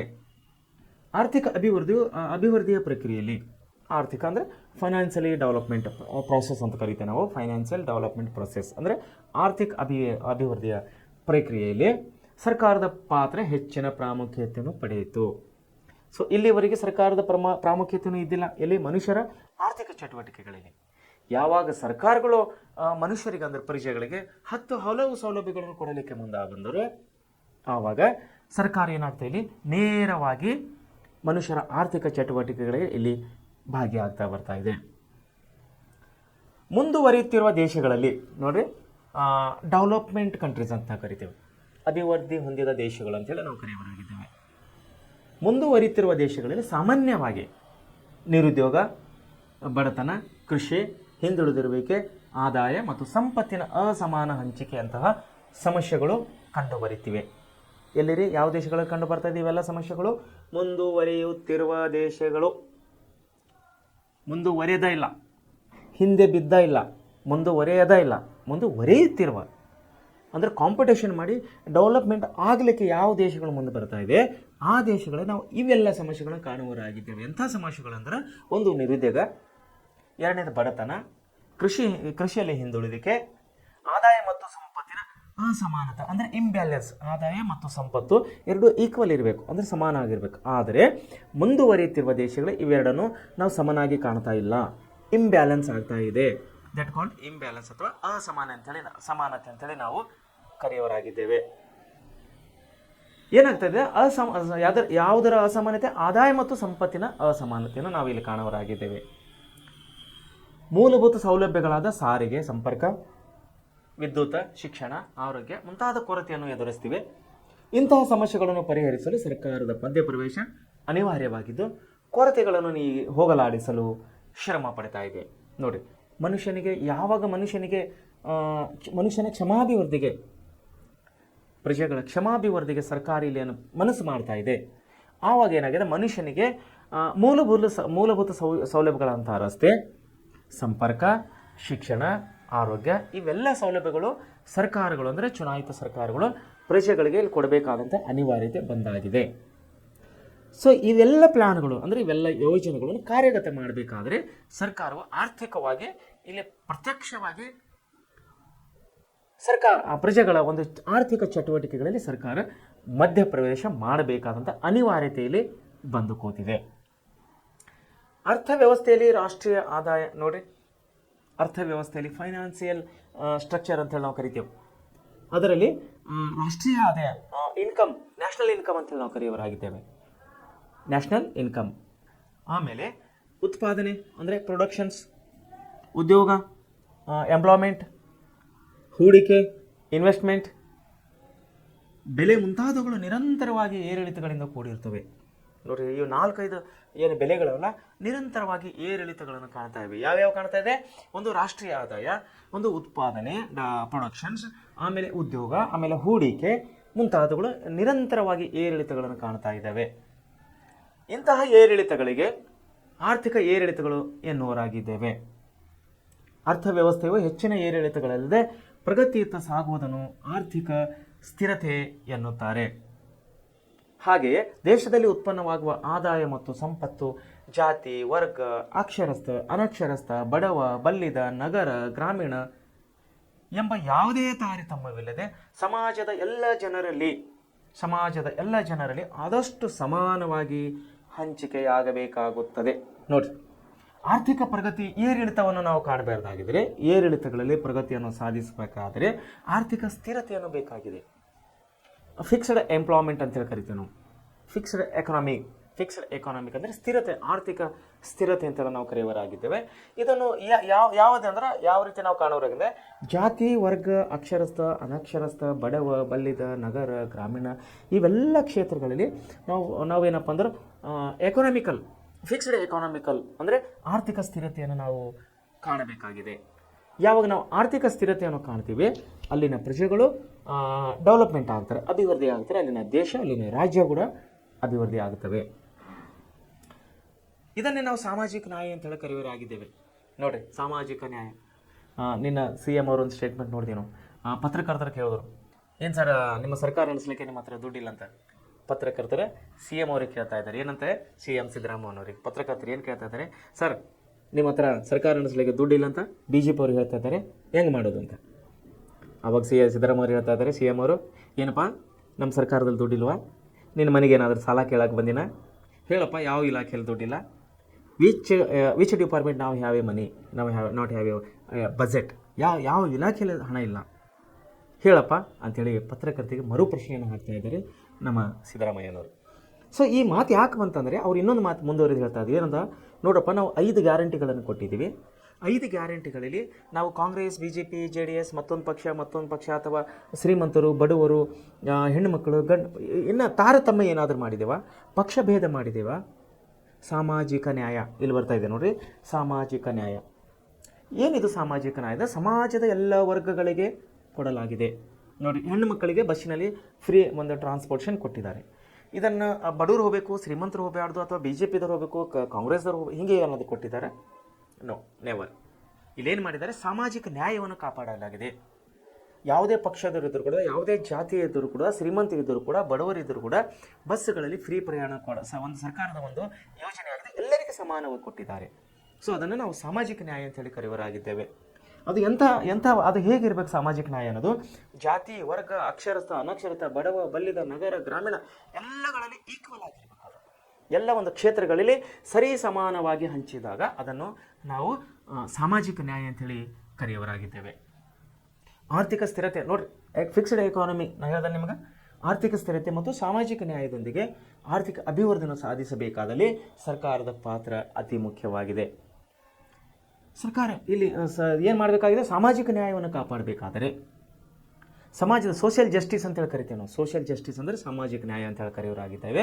ಸಾಮಾಜಿಕ ನ್ಯಾಯವನ್ನು ನಾವು ಕಾಪಾಡಿಕೋಬೇಕಾದರೆ ಸರ್ಕಾರ ಏನು ಮಾಡಬೇಕಾಗಿ ಎಲ್ಲ ಒಂದು ವರ್ಗದ ಜನರಿಗೆ ಸರಿ ಸಮಾನವಾಗಿ ಕಾಣಬೇಕಾಗಿದೆ. ಅಲ್ಲಿ ಯಾವುದೇ ರೀತಿಯ ಭೇದ ಭಾವ ಇರಕೂಡದು. ಶ್ರೀಮಂತರು, ಬಡವರು, ಅಕ್ಷರಸ್ಥರು, ಅನಕ್ಷರಸ್ಥರು, ಗ್ರಾಮೀಣ, ನಗರ ಹೀಗೆ ಯಾವುದೇ ಒಂದು ಕ್ಷೇತ್ರದಲ್ಲಿ ಭಿನ್ನಾಭಿಪ್ರಾಯವನ್ನು ಇರಬಾರದು. ಎಲ್ಲರಿಗೆ ಸಾಮಾಜಿಕವಾಗಿ ಎಲ್ಲರಿಗೆ ಸಮಾನವಾಗಿ ಕಾಣಿನಾಗ, ಎಲ್ಲರನ್ನು ಸಮಾನವಾಗಿ ಕಂಡಾಗ ಅಲ್ಲಿ ಸಾಮಾಜಿಕ ನ್ಯಾಯವನ್ನು ಕೊಡಬಹುದಾಗಿದೆ ಸರ್ಕಾರದ ವತಿಯಿಂದ. ಸೊ ಮುಂದೇನಾಗಿದೆ, 20ನೇ ಶತಮಾನದಲ್ಲಿ ಸರ್ಕಾರಗಳು ಶೀಘ್ರ ಆರ್ಥಿಕ ಅಭಿವೃದ್ಧಿಯನ್ನು ಸಾಧಿಸುವ ಪ್ರಮುಖ ತಂತ್ರವಾಗಿ ಏನಾಗ್ತಾ ಇದೆ ಇಲ್ಲಿ? 20ನೇ ಶತಮಾನದಲ್ಲಿ ಸರ್ಕಾರಗಳು ಏನು ಮಾಡ್ತಾ ಇವೆ ಇಲ್ಲಿ? ಶೀಘ್ರ ಆರ್ಥಿಕ ಅಭಿವೃದ್ಧಿ, ಫಾಸ್ಟ್ ಎಕನಾಮಿಕಲ್ ಡೆವಲಪ್ಮೆಂಟ್ ಅಂತ ಕರಿತೇವೆ ನಾವು. ಶೀಘ್ರ ಆರ್ಥಿಕ ಅಭಿವೃದ್ಧಿ, ಫಾಸ್ಟ್ ಎಕನಾಮಿಕಲ್ ಡೆವಲಪ್ಮೆಂಟ್ ಅಂತೇಳಿ ನಾವು ಕರೆಯೋರಾಗಿದ್ದೇವೆ. ಸಾಧಿಸುವ ಪ್ರಮುಖ ತಂತ್ರವಾಗಿ ಆರ್ಥಿಕ ಯೋಜನೆಗಳು ಬೆಳಕಿಗೆ ತಂದರು. 1929ರಲ್ಲಿ ಸೋವಿಯತ್ ರಷ್ಯಾ ಮೊಟ್ಟ ಮೊದಲು ಆರ್ಥಿಕ ಯೋಜನೆಗಳನ್ನು ಜಾರಿಗೊಳಿಸುವ ಮೂಲಕ ಶೀಘ್ರ ಆರ್ಥಿಕ ಪ್ರಗತಿಯನ್ನು ಸಾಧಿಸುವಲ್ಲಿ ಯಶಸ್ವಿಯಾಯಿತು. ನೋಡಿ, ಇಡೀ ಜಗತ್ತಿನಲ್ಲಿಯೇ ಆರ್ಥಿಕ ಯೋಜನೆಗಳನ್ನು ಜಾರಿಗೆ ತಂದಂಥ ಮೊದಲ ದೇಶ ರಷ್ಯಾ ದೇಶ. ಏನಾಗ್ತದೆ ಇಲ್ಲಿ? 1929ರಲ್ಲಿ 1929ರಲ್ಲಿ ಸೋವಿಯತ್ ರಷ್ಯಾ ಏನು ಮಾಡ್ತಿದೆ? ಮೊಟ್ಟ ಮೊದಲು ಆರ್ಥಿಕ ಯೋಜನೆಗಳನ್ನು ಇಲ್ಲಿ ಜಾರಿಗೊಳಿಸುವ ಮೂಲಕವಾಗಿ ಆರ್ಥಿಕ ಪ್ರಗತಿಯನ್ನು ಸಾಧಿಸುವಲ್ಲಿ ಯಶಸ್ವಿಯಾಗಿದೆ. 2ನೇ ಮಹಾಯುದ್ಧ ನಂತರ ನೋಡ್ರಿ, ಯಾವಾಗ್ರಿ? 2ನೇ ಮಹಾಯುದ್ಧದ ನಂತರ ವಿಶ್ವದ ಬಹುತೇಕ ದೇಶಗಳು, ಸರ್ಕಾರಗಳು ತಮ್ಮ ಆರ್ಥಿಕ ಸಂಕಷ್ಟಗಳಿಂದ ಹೊರಬರಲು ಆರ್ಥಿಕ ಯೋಜನೆಗಳ ಮೊರೆ ಹೋದವು. ಮೊದಲನೇದಾಗಿ ಆರ್ಥಿಕ ಯೋಜನೆ ರೂಪಿಸಿದವರು ಯಾರು? 1929ರಲ್ಲಿ ರಷ್ಯಾ ದೇಶದವರು.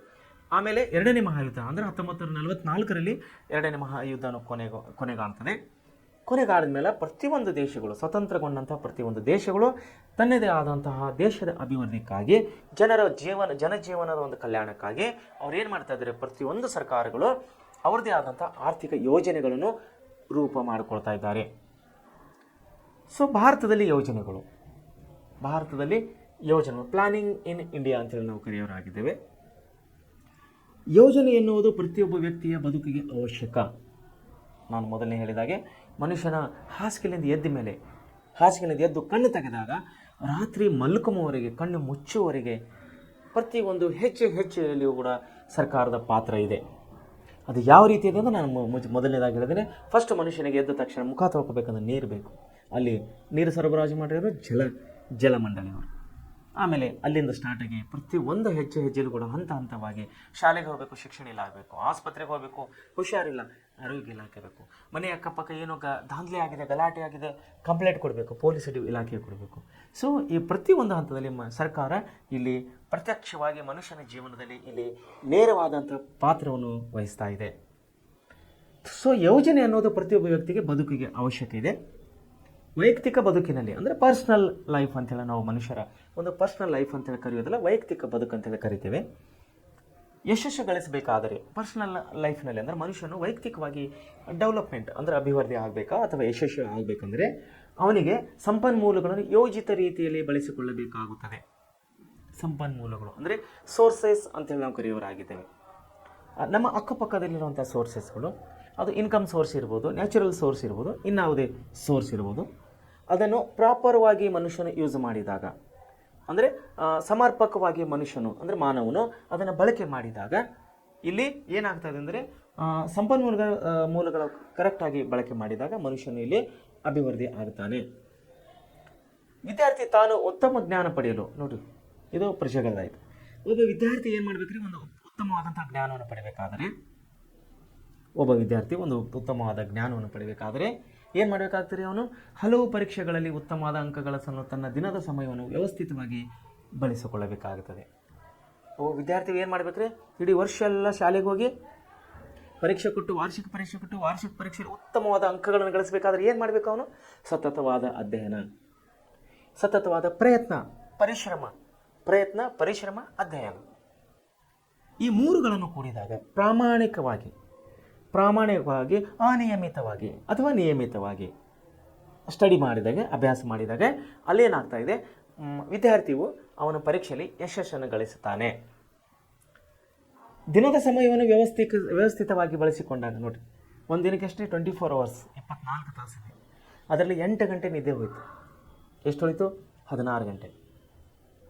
16 ಗಂಟೆಯಲ್ಲಿ ಎದ್ದ ಮೇಲೆ ರಾತ್ರಿ ಮಲ್ಕುಮರಿಗೆ ನಮ್ಮ ಕೈಯಲ್ಲಿ 16 ಗಂಟೆಗಳಿವೆ. ಈ 16 ಗಂಟೆಯನ್ನು ಸುವ್ಯವಸ್ಥಿತವಾಗಿ ನೋಡಿ, ದಿನದ ಸಮಯವನ್ನು ವ್ಯವಸ್ಥಿತವಾಗಿ ಬಳಸಿಕೊಳ್ಳಬೇಕಾಗುತ್ತದೆ. ಕೇವಲ ವಿದ್ಯಾರ್ಥಿಗಳೆಲ್ಲ, ಒಬ್ಬ ಸಾಮಾನ್ಯ ಪ್ರಜೆಯು ಕೂಡ ಇಂಥ ಒಂದು ವ್ಯವಸ್ಥಿತವಾದಂಥ ಸಮಯದ ಸದುಪಯೋಗವನ್ನು ಪಡೆದುಕೊಳ್ಳಬೇಕಾಗುತ್ತದೆ. ಸೊ ಈ ನಿಟ್ಟಿನಲ್ಲಿ ಪ್ರತಿದಿನ ಇಂತಿಷ್ಟು ಗಂಟೆ ಓದಬೇಕು. ನೋಡಿ, ನಿಮ್ಮ ಕೈಯಲ್ಲಿ ಎಷ್ಟು ಗಂಟೆಗಳಿದೆ ಇವಾಗ? 16 ಗಂಟೆಗಳಿವೆ.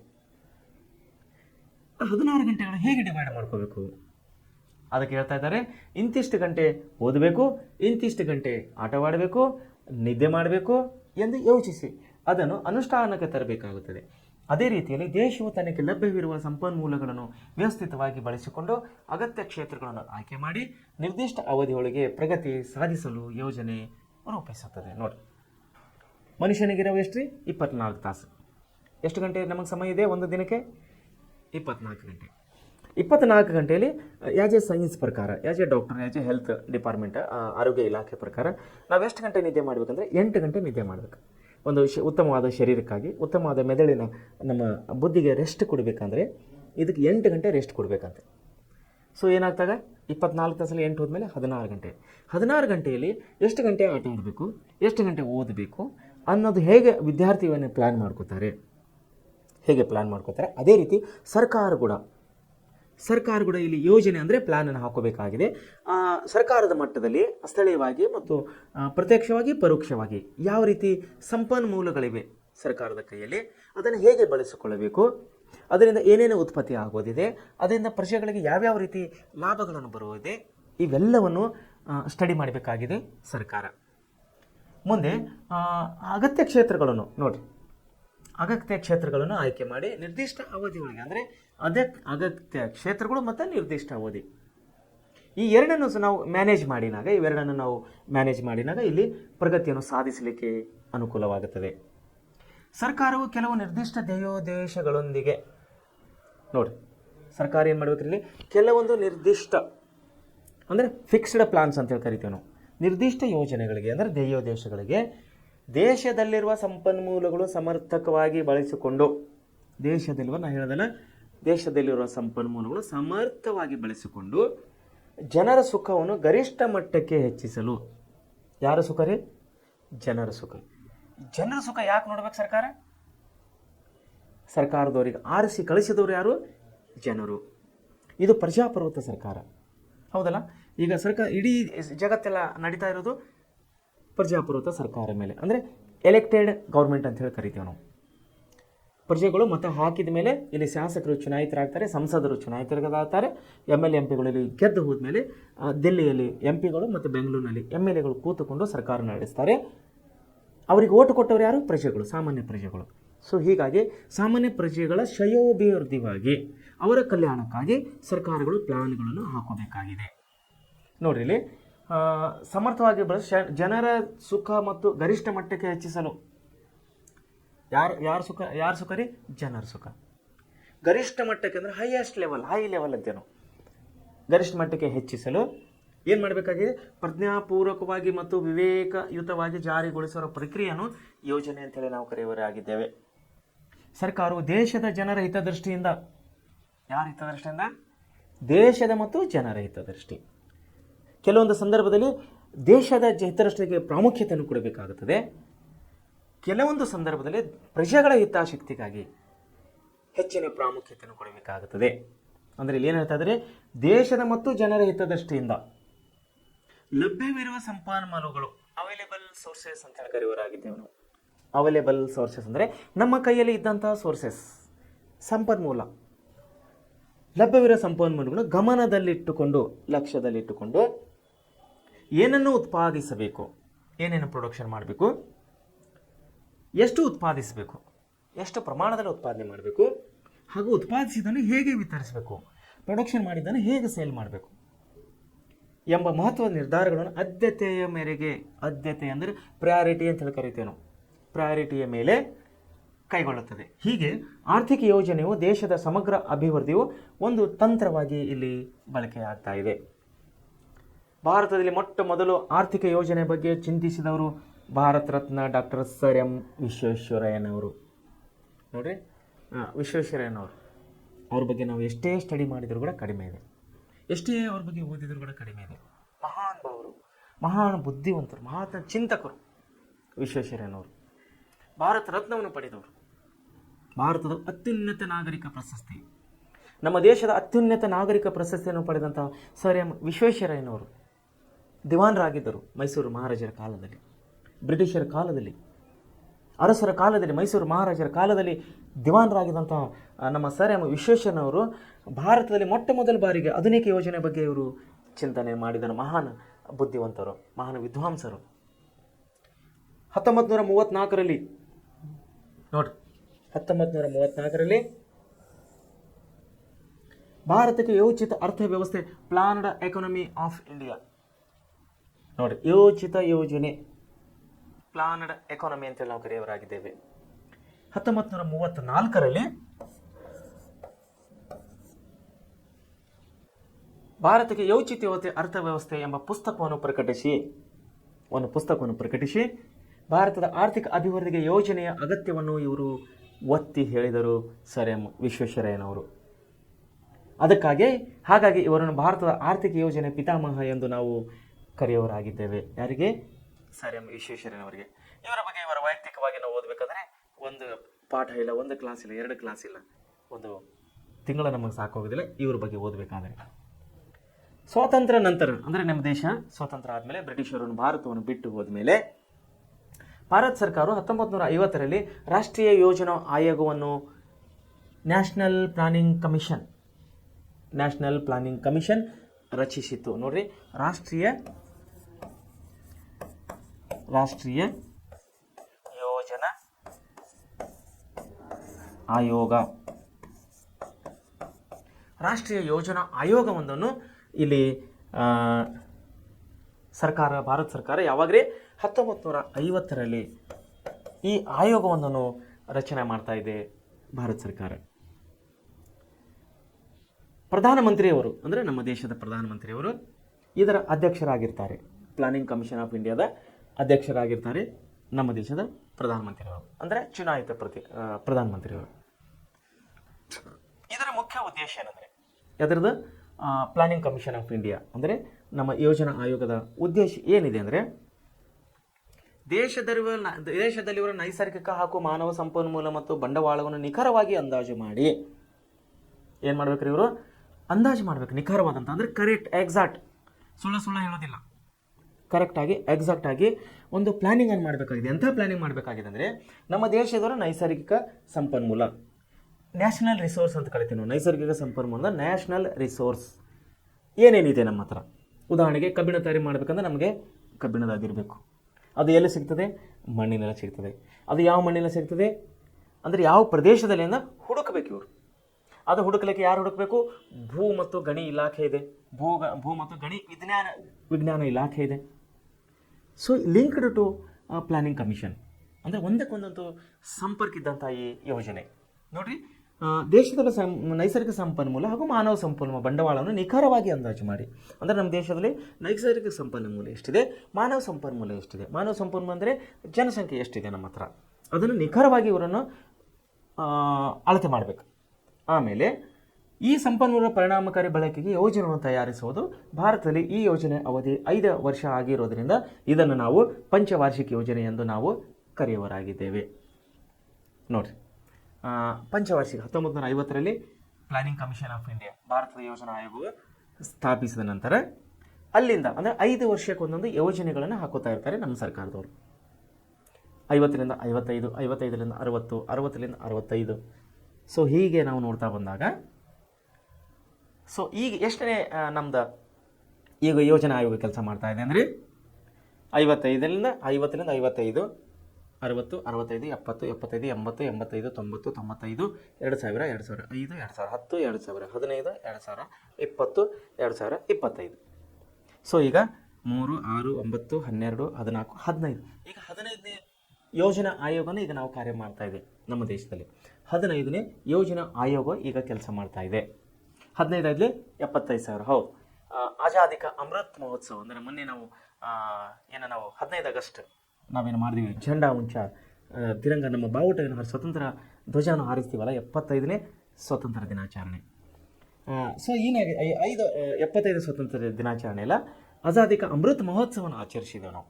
ಆಜಾದಿ ಕಾ ಅಮೃತ್ ಮಹೋತ್ಸವ ಅಂದರೆ 75 ವರ್ಷ ದಾಟಿದ್ದು.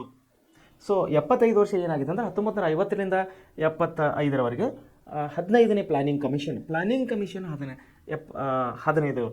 15ನೇ ಆಯೋಗನ ಈಗ ನಡೀತಾ ಇದೆ. ಸೊ 5 ವರ್ಷಕ್ಕೊಂದ್ಸರಿ. ಮುಂದೆ ಏನಾಗಿದೆ, ಇದನ್ನು ನಾವು ಪಂಚವಾರ್ಷಿಕ ಯೋಜನೆ ಅಂತೇಳಿ ನಾವು ಕರೆಯೋರಾಗಿದ್ದೀವಿ. ಸರ್ಕಾರ ಏನು ಮಾಡ್ತಿದ್ರೆ ಒಂದೊಂದು ಯೋಜನೆಯಲ್ಲಿ ಒಂದೊಂದು ಕ್ಷೇತ್ರಕ್ಕೆ ಇಲ್ಲಿ ಹೆಚ್ಚಿನ ಮಹತ್ವವನ್ನು ಕೊಡ್ತಾ ಇದ್ದಾರೆ.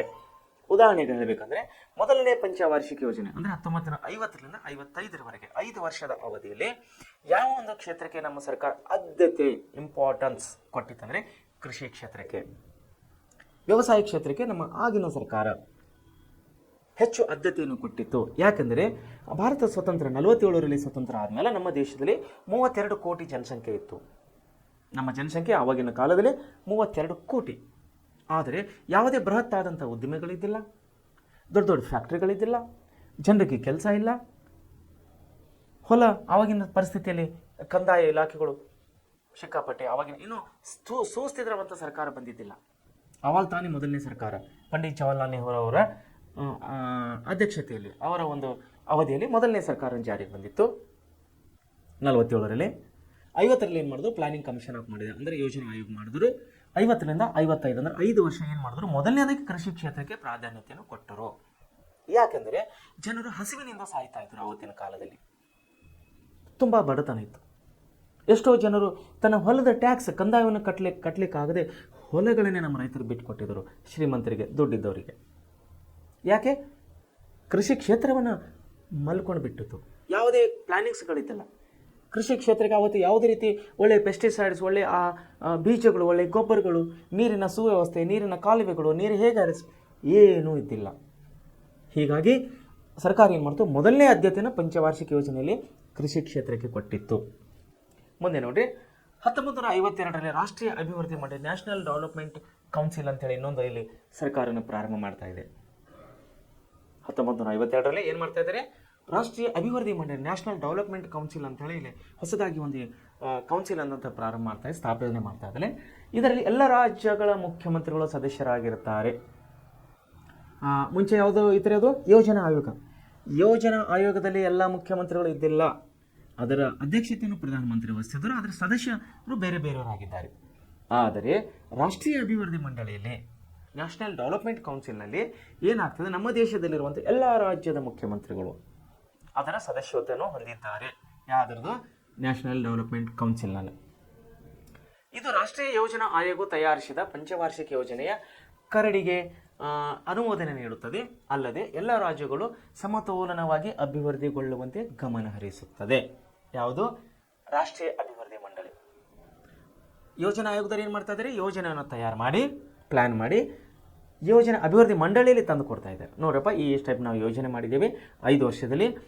ನಮ್ಮ ಉತ್ತರ ಭಾರತಕ್ಕೆ ಈ ರೀತಿ ಆಗಬೇಕಾಗಿದೆ, ದಕ್ಷಿಣ ಭಾರತದಲ್ಲಿ ಈ ಕೆಲಸ ಆಗಬೇಕಾಗಿದೆ, ಪೂರ್ವ ಭಾರತಕ್ಕೆ ಈ ಕೆಲಸ ಆಗಬೇಕಾಗಿದೆ, ಪಶ್ಚಿಮ ಭಾರತಕ್ಕೆ ಈ ಕೆಲಸ ಆಗಬೇಕಾಗಿದೆ, ಮಧ್ಯ ಭಾರತದಲ್ಲಿ ಈ ಒಂದು ಅಭಿವೃದ್ಧಿಗೆ ಆಗಬೇಕಾಗಿದೆ, ಈ ಒಂದು ಕ್ಷೇತ್ರದಲ್ಲಿ ಅಂಥೇಳಿ ಎಲ್ಲವನ್ನು ಪ್ಲಾನಿಂಗ್ ಕಮಿಷನ್ದವರು ಅದು ರೆಡಿ ಮಾಡ್ತಾರೆ. ಆಮೇಲೆ ಅದನ್ನು ತಂದು ಏನು ಮಾಡ್ತಾರೆ, ನ್ಯಾಷನಲ್ ಡೆವಲಪ್ಮೆಂಟ್ ಕೌನ್ಸಿಲ್ ಅಂದರೆ ಅಭಿವೃದ್ಧಿ ಮಂಡಳಿಯಲ್ಲಿ ತರ್ತಾರೆ. ಆ ಪ್ಲ್ಯಾನನ್ನು ತಂದು ಈ ಮಂಡಳಿಯಲ್ಲಿ ಎಲ್ಲ ಮುಖ್ಯಮಂತ್ರಿಗಳು ಅಂದರೆ ನಮ್ಮ ದೇಶದ ಎಲ್ಲ ಮುಖ್ಯಮಂತ್ರಿಗಳು ಮತ್ತು ಪ್ರಧಾನಮಂತ್ರಿಗಳು ಕೂಡಿಕೊಂಡು ಯಾವ್ಯಾವ ರಾಜ್ಯದಲ್ಲಿ ಏನೇನು ಕಾರ್ಯಕ್ರಮ ಮಾಡಬೇಕಾಗಿದೆ ಅನ್ನೋದನ್ನು ಇಲ್ಲಿ ಫೈನಲ್ ಮಾಡಿದಾಗ, ಅಂದರೆ ಅನುಮೋದನೆ ಕೊಟ್ಟಿದಾಗ ಅವೆಲ್ಲ ಪ್ಲಾನಿಂಗ್ಸ್ಗಳು ರಾಜ್ಯದಲ್ಲಿ ಜಾರಿಗೆ ಬರುತ್ತವೆ.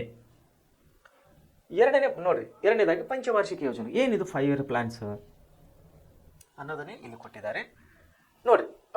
ಅಲ್ಲಿ ದುಡ್ಡು ಬೇಕು, ಒಂದೊಂದು ಯೋಜನೆಗಳನ್ನು ಜಾರಿಗೆ ತರಬೇಕಾದ್ರೆ ದುಡ್ಡು ಬೇಕು, ಹಣ ಬೇಕು. ಸೊ ಏನಾಗಿದೆ, 1ನೇ ಪಂಚವಾರ್ಷಿಕ ಯೋಜನೆದಾಗ ಇಲ್ಲಿ ಒಂದು ಪಟ್ಟಿ ಕೊಟ್ಟಿದ್ದಾರೆ, ಇದು ತಾವು ನೋಡ್ಬೋದು.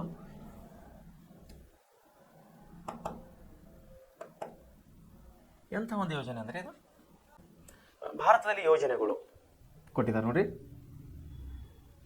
ಏನು ಕೊಟ್ಟಿದ್ದಾರೆ ಇಲ್ಲಿ? ಭಾರತದಲ್ಲಿ ಯೋಜನೆಗಳು, ಯೋಜನಾ ಅವಧಿ, ಸಾರ್ವಜನಿಕ ವಲಯದ ವೆಚ್ಚ ಕೋಟಿ ರೂಪಾಯಿಗಳಲ್ಲಿ ಎಷ್ಟು ಕೋಟಿಗಳನ್ನು, ಯಾವ ಯೋಜನೆಯಲ್ಲಿ ಎಷ್ಟು ಕೋಟಿಗಳನ್ನು ಖರ್ಚು ಮಾಡಿದ್ದಾರೆ ಸರ್ಕಾರದವರು.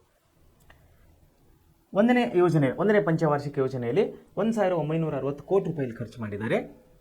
ಅದು 1951ರಿಂದ 56ವರೆಗೆ ಇತ್ತು. 2ನೇ ಯೋಜನೆಯಲ್ಲಿ 4672 ಕೋಟಿ ರೂಪಾಯಿ ಖರ್ಚು ಮಾಡಿದ್ದಾರೆ. 3ನೇ ಪಂಚವಾರ್ಷಿಕ ಯೋಜನೆಯಲ್ಲಿ 8577 ಕೋಟಿ ರೂಪಾಯಿ ಖರ್ಚು ಮಾಡಿದ್ದಾರೆ. 4ನೇ ಪಂಚವಾರ್ಷಿಕ ಯೋಜನೆಯಲ್ಲಿ 6251 ಕೋಟಿ ರೂಪಾಯಿ ಖರ್ಚು ಮಾಡಿದ್ದಾರೆ. 4ನೇ ಪಂಚವಾರ್ಷಿಕ ಯೋಜನೆಯಲ್ಲಿ 6160 ಕೋಟಿ ಖರ್ಚು ಮಾಡಿದ್ದಾರೆ. ಹಾಗೆ 5ನೇ ಪಂಚವಾರ್ಷಿಕ ಯೋಜನೆ 1974ರಿಂದ 78ರವರೆಗೆ ಬಂದಂತಹ ಪಂಚವಾರ್ಷಿಕ ಯೋಜನೆಯಲ್ಲಿ 42,000 ಕೋಟಿ ರೂಪಾಯಿ, 42,300 ಕೋಟಿ ರೂಪಾಯಿ ಖರ್ಚು ಮಾಡಿದ್ದಾರೆ. ಹಾಗೂ ಆವರ್ತಕ ಯೋಜನೆ ಅಂತೇಳಿ ಅದೇ ವರ್ಷದಲ್ಲಿ 78ರಿಂದ 80 ವರ್ಷಕ್ಕೆ ಅಲ್ಲಿ ಕೆಲವೊಂದು ಆವರ್ತಕ ಯೋಜನೆ ಅಂತೇಳಿ ಮಾಡಿದ್ದಾರೆ. ಅಲ್ಲಿ ಯಾವುದೇ ರೀತಿ ಹಣ ಖರ್ಚು ಮಾಡಿಲ್ಲ, ಅಥವಾ ಇದರಲ್ಲಿ ಉಳಿದಂಥ ಹಣನ ಇಲ್ಲಿ ಖರ್ಚು ಮಾಡಿರಬೇಕು. 6ನೇ ಪಂಚವಾರ್ಷಿಕ ಯೋಜನೆಯಲ್ಲಿ 1,09,953 ಕೋಟಿ ರೂಪಾಯಿ ಖರ್ಚು ಮಾಡಿದ್ದಾರೆ. 7ನೇ ಪಂಚವಾರ್ಷಿಕ ಯೋಜನೆಯಲ್ಲಿ 2,22,169 ಕೋಟಿ ರೂಪಾಯಿ ಖರ್ಚು ಮಾಡಿದ್ದಾರೆ. ಮತ್ತು ಅದೇ ವಾರ್ಷಿಕ 1990-92ರಲ್ಲಿ ಕೂಡ ಸೇಮ್ ಇದರಲ್ಲಿ ಉಳಿದಂಥ ಬಜೆಟನ್ನು ಇಲ್ಲಿ ಖರ್ಚು ಮಾಡಿರಬೇಕು. ಆಮೇಲೆ 8ನೇ ಪಂಚವಾರ್ಷಿಕ ಯೋಜನೆಯಲ್ಲಿ 44,34,100 ಕೋಟಿ ರೂಪಾಯಿ ಖರ್ಚು ಮಾಡಿದ್ದಾರೆ. 9ನೇ ಪಂಚವಾರ್ಷಿಕ ಯೋಜನೆಯಲ್ಲಿ ಅಂದರೆ 97ರಿಂದ 2002ರವರೆಗೆ 9,41,041 ಕೋಟಿ ರೂಪಾಯಿ ಖರ್ಚು ಮಾಡಿದ್ದಾರೆ. 10ನೇ ಪಂಚವಾರ್ಷಿಕ ಯೋಜನೆಯಲ್ಲಿ 2002ರಿಂದ 2007ವರೆಗೆ 15,25,639 ಕೋಟಿ ರೂಪಾಯಿನಲ್ಲಿ ಖರ್ಚು ಮಾಡಿದ್ದಾರೆ ನಮ್ಮ ಸರ್ಕಾರದವರು. ಆಮೇಲೆ 11ನೇ ಪಂಚವಾರ್ಷಿಕ ಯೋಜನೆಯಲ್ಲಿ 36 ಲಕ್ಷ ಕೋಟಿ ರೂಪಾಯಿ, 44,718 ಕೋಟಿ ರೂಪಾಯಿ. ಆಮೇಲೆ 12ನೇ ಪಂಚವಾರ್ಷಿಕ ಯೋಜನೆಯಲ್ಲಿ 76,69,807 ಕೋಟಿ ರೂಪಾಯಿನ ಖರ್ಚು ಮಾಡಿದ್ದಾರೆ ಸರ್ಕಾರದವರು. ಸೊ ಈ ರೀತಿ 12ನೇ ಪಂಚವಾರ್ಷಿಕ ಯೋಜನೆ ಅಂದರೆ 2012ರಿಂದ 17ವರೆಗೆ, ಅಂದರೆ 17ರಿಂದ 5 ಅಂದರೆ 22, 13ನೇ ಪಂಚವಾರ್ಷಿಕ ಯೋಜನೆ, ಬಹುಶಃ ಈಗ 14ನೇ ಪಂಚವಾರ್ಷಿಕ ಯೋಜನೆ ನಡೀತಾ ಇದೆ ಅನ್ಕೋತೀನಿ ಈ ಒಂದು ಟೇಬಲ್ ಪ್ರಕಾರ. ಸೊ ಪಂಚವಾರ್ಷಿಕ ಅಂದ್ರೇನು, 5 ವರ್ಷಕ್ಕೆ ಸರ್ಕಾರದವರು ಇಷ್ಟಿಷ್ಟು ಹಣ ಖರ್ಚು ಮಾಡ್ತಾ ಇದ್ದಾರೆ ಅಂತೇಳಿ ಇಲ್ಲಿ ಟೇಬಲನ್ನು ಕೊಟ್ಟಿದ್ದಾರೆ. ಸೊ ಇನ್ನೊಂದೇನೆಂದರೆ, ಇದು ಏನು ಪಂಚವಾರ್ಷಿಕ ಯೋಜನೆ, ಏನಿದು ಪಂಚವಾರ್ಷಿಕ ಯೋಜನೆ ಅಂದರೆ 5 ಇಯರ್ಸ್ ಪ್ಲಾನ್. ಅಂದರೆ ಭಾರತದಲ್ಲಿ ಮೊಟ್ಟ ಮೊದಲ ಬಾರಿಗೆ ಪಂಚವಾರ್ಷಿಕ ಯೋಜನೆ ಏಪ್ರಿಲ್ 1ರಿಂದ 1951ರಲ್ಲಿ ಜಾರಿಗೆ ಬಂದಿತ್ತು ನೋಡ್ರಿ. ಮೊದಲನೇ ಪಂಚವಾರ್ಷಿಕ ಯೋಜನೆ ಏನಾಗಿತ್ತು ರೀ, ಏಪ್ರಿಲ್ 1ರಿಂದ, ಅಂದರೆ ಫೈನಾನ್ಷಿಯಲ್ ಇಯರ್ ಅಂತೇಳಿ ನಾವು ಕರೆಯೋರಾಗಿದ್ದೇವೆ. ಫೈನಾನ್ಷಿಯಲ್ ಇಯರ್ 1ರಿಂದ 1950ರಲ್ಲಿ ಜಾರಿಗೆ ಬಂತು. ಇಲ್ಲಿವರೆಗೆ 12 ಪಂಚವಾರ್ಷಿಕ ಯೋಜನೆಗಳು ನಾವು ಕಂಪ್ಲೀಟ್ ಆಗಿದೆ. ಇಲ್ಲಿ ಟೇಬಲ್ಸ್ ಕೊಟ್ಟಿದ್ದಾರೆ. 2015ರಲ್ಲಿ ರಾಷ್ಟ್ರೀಯ ಯೋಜನಾ ಆಯೋಗದ ಬದಲು ನೀತಿ ಆಯೋಗವನ್ನು ಸ್ಥಾಪಿಸಲಾಗಿದೆ. ಮೊನ್ನೆ ಅಂದರೆ 2015ರಲ್ಲಿ ನಮ್ಮ ದೇಶದ ಪ್ರಧಾನಮಂತ್ರಿ ಅವರಾದಂಥ ನರೇಂದ್ರ ಮೋದಿ ಅವರು, ಸನ್ಮಾನ್ಯ ಶ್ರೀ ನರೇಂದ್ರ ಮೋದಿ ಅವರು ಏನು ಮಾಡಿದ್ದಾರೆ, ಅದರ ಹೆಸರನ್ನು ಚೇಂಜ್ ಮಾಡಿದ್ದಾರೆ. ಯೋಜನಾ ಆಯೋಗ ಇದ್ದಂಥ ರಾಷ್ಟ್ರೀಯ ಯೋಜನಾ ಆಯೋಗ ಇದ್ದಂಥ ಹೆಸರನ್ನು ತೆಗೆದು ರಾಷ್ಟ್ರೀಯ ನೀತಿ ಆಯೋಗ ಅಂತೇಳಿ ಹೆಸರನ್ನು ಬದಲಾವಣೆ ಮಾಡಿದ್ದಾರೆ. ಅದಕ್ಕೆ ಸರ್ಕಾರವು ಕೇವಲ ನಿರ್ದಿಷ್ಟ ಧ್ಯೇಯೋದ್ದೇಶಗಳೊಂದಿಗೆ ಪಂಚವಾರ್ಷಿಕ ಯೋಜನೆಗಳನ್ನು ಜಾರಿಗೊಳಿಸಿದೆ. ಏನು ಮಾಡಿದರೆ, ನಿರ್ದಿಷ್ಟವಾದ ಧ್ಯೇಯೋದ್ದೇಶಗಳಿಂದ ಅಂದರೆ ಧ್ಯೇಯ ಮತ್ತು ಉದ್ದೇಶಗಳು ಇಟ್ಟುಕೊಂಡು 5 ವರ್ಷಕ್ಕೊಂದೊಂದು ಯೋಜನೆಗಳನ್ನು ಪ್ಲಾನ್ ಮಾಡ್ತಾ ಇದ್ದಾರೆ. ಈ ಉದ್ದೇಶಗಳನ್ನು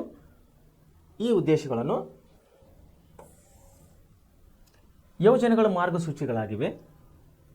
ಭಾರತದ ಅರ್ಥವ್ಯವಸ್ಥೆಯ ಮೂಲ ಸಮಸ್ಯೆ ಬಡತನ, ಅದನ್ನು ಹೋಗಲಾಡಿಸುವ ಸಲುವಾಗಿ ಪಂಚವಾರ್ಷಿಕ ಯೋಜನೆಗಳು ಜಾರಿಗೆ ತರಲಾಗಿದೆ. ಆದ್ದರಿಂದ ಭಾರತದಲ್ಲಿ ಆರ್ಥಿಕ ಯೋಜನೆಗಳ ಮೂಲ ಉದ್ದೇಶ ಬಡತನ ನಿರ್ಮೂಲನೆ. ಆರ್ಥಿಕ ಯೋಜನೆಗಳ ಮೂಲ ಉದ್ದೇಶ ಏನಾಗಿದ್ರೆ ಬಡತನ ನಿರ್ಮೂಲನೆ. ವಿಚಾರ ಮಾಡಿ, ಇವತ್ತಿನ ದೇಶದಲ್ಲಿ ನಾವು ಇವತ್ತು ಪ್ರಸ್ತುತವಾಗಿ ಎಷ್ಟು ಬಡತನ ಕಾಣ್ತಾ ಇದ್ದೀವಿ. 1947ರಲ್ಲಿ ಅಂದರೆ 50ರಲ್ಲಿ ಸ್ವತಂತ್ರವಾದಾಗ ಇಷ್ಟೇ ಬಡತನ ಇತ್ತಾ? ಇಲ್ಲ, ತುಂಬ ಬಡತನ ಇತ್ತು.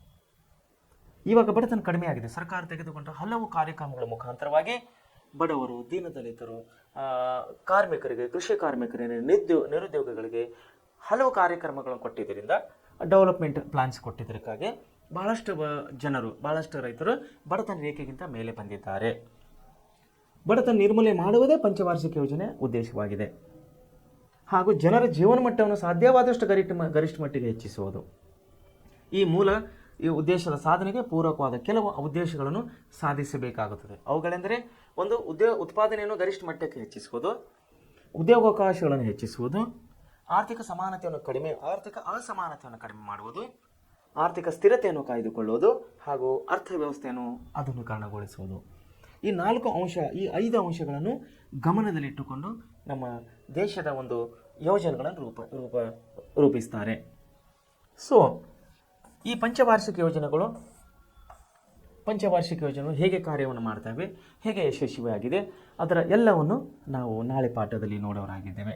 ಸೊ ಇಲ್ಲಿ ಇವತ್ತಿನ ವಿಷಯ ಏನಂದರೆ ಮೇನ್ ಏನಂದರೆ ತಾವು ವಿಷಯ ನೆನಪಿನಲ್ಲಿಟ್ಟುವಂಥ ಒಂದು ವಿಷಯ ಏನಂದರೆ ಒಂದು ಈಗ ನಾವು ಅರ್ಥವ್ಯವಸ್ಥೆಯನ್ನು ಅರ್ಥಶಾಸ್ತ್ರವನ್ನು ಅಭ್ಯಾಸ ಮಾಡ್ತಾ ಇದ್ದಿದ್ದಕ್ಕಾಗಿ ಅರ್ಥ ಅಂದರೆ ಹಣದ ಉದ್ದೇಶ ಜನರ ಬಡತನವನ್ನು ದೂರ ಮಾಡುವುದು, ಇನ್ನಿತರ ಡೆವಲಪ್ಮೆಂಟ್ ಪ್ಲಾನ್ಸ್ಗಳನ್ನು ಅಭಿವೃದ್ಧಿ ಯೋಜನೆಗಳನ್ನು ಹಾಕುವುದು, ಕಾರ್ಖಾನೆಗಳನ್ನು ಹಾಕುವುದು, ನಿರುದ್ಯೋಗವನ್ನು ದೂರ ಮಾಡುವುದು, ಕೃಷಿ ಕ್ಷೇತ್ರಕ್ಕೆ ಒತ್ತು ಕೊಡುವುದು, ಇವೆಲ್ಲವನ್ನು ಪಂಚವಾರ್ಷಿಕ ಯೋಜನೆಗಳು ಕೂಡಿವೆ. ಈ ಪಂಚವಾರ್ಷಿಕ ಯೋಜನೆಗಳಲ್ಲಿ ನಾವೀಗ ಕಳೆದ ಒಂದು ಟೇಬಲ್ ನೋಡಿದ್ದೇವೆ, ಯಾವ ಯೋಜನೆಯಲ್ಲಿ ಎಷ್ಟೆಷ್ಟು ಸರ್ಕಾರ ಹಣ ಖರ್ಚು ಮಾಡಿದೆ. ಸೊ ಉಳಿದಂಥ ಭಾಗವನ್ನು ನಾವು ನಾಳೆ ಪಾಠದಲ್ಲಿ ನೋಡುವರಾಗಿದ್ದೇವೆ. ಧನ್ಯವಾದಗಳು.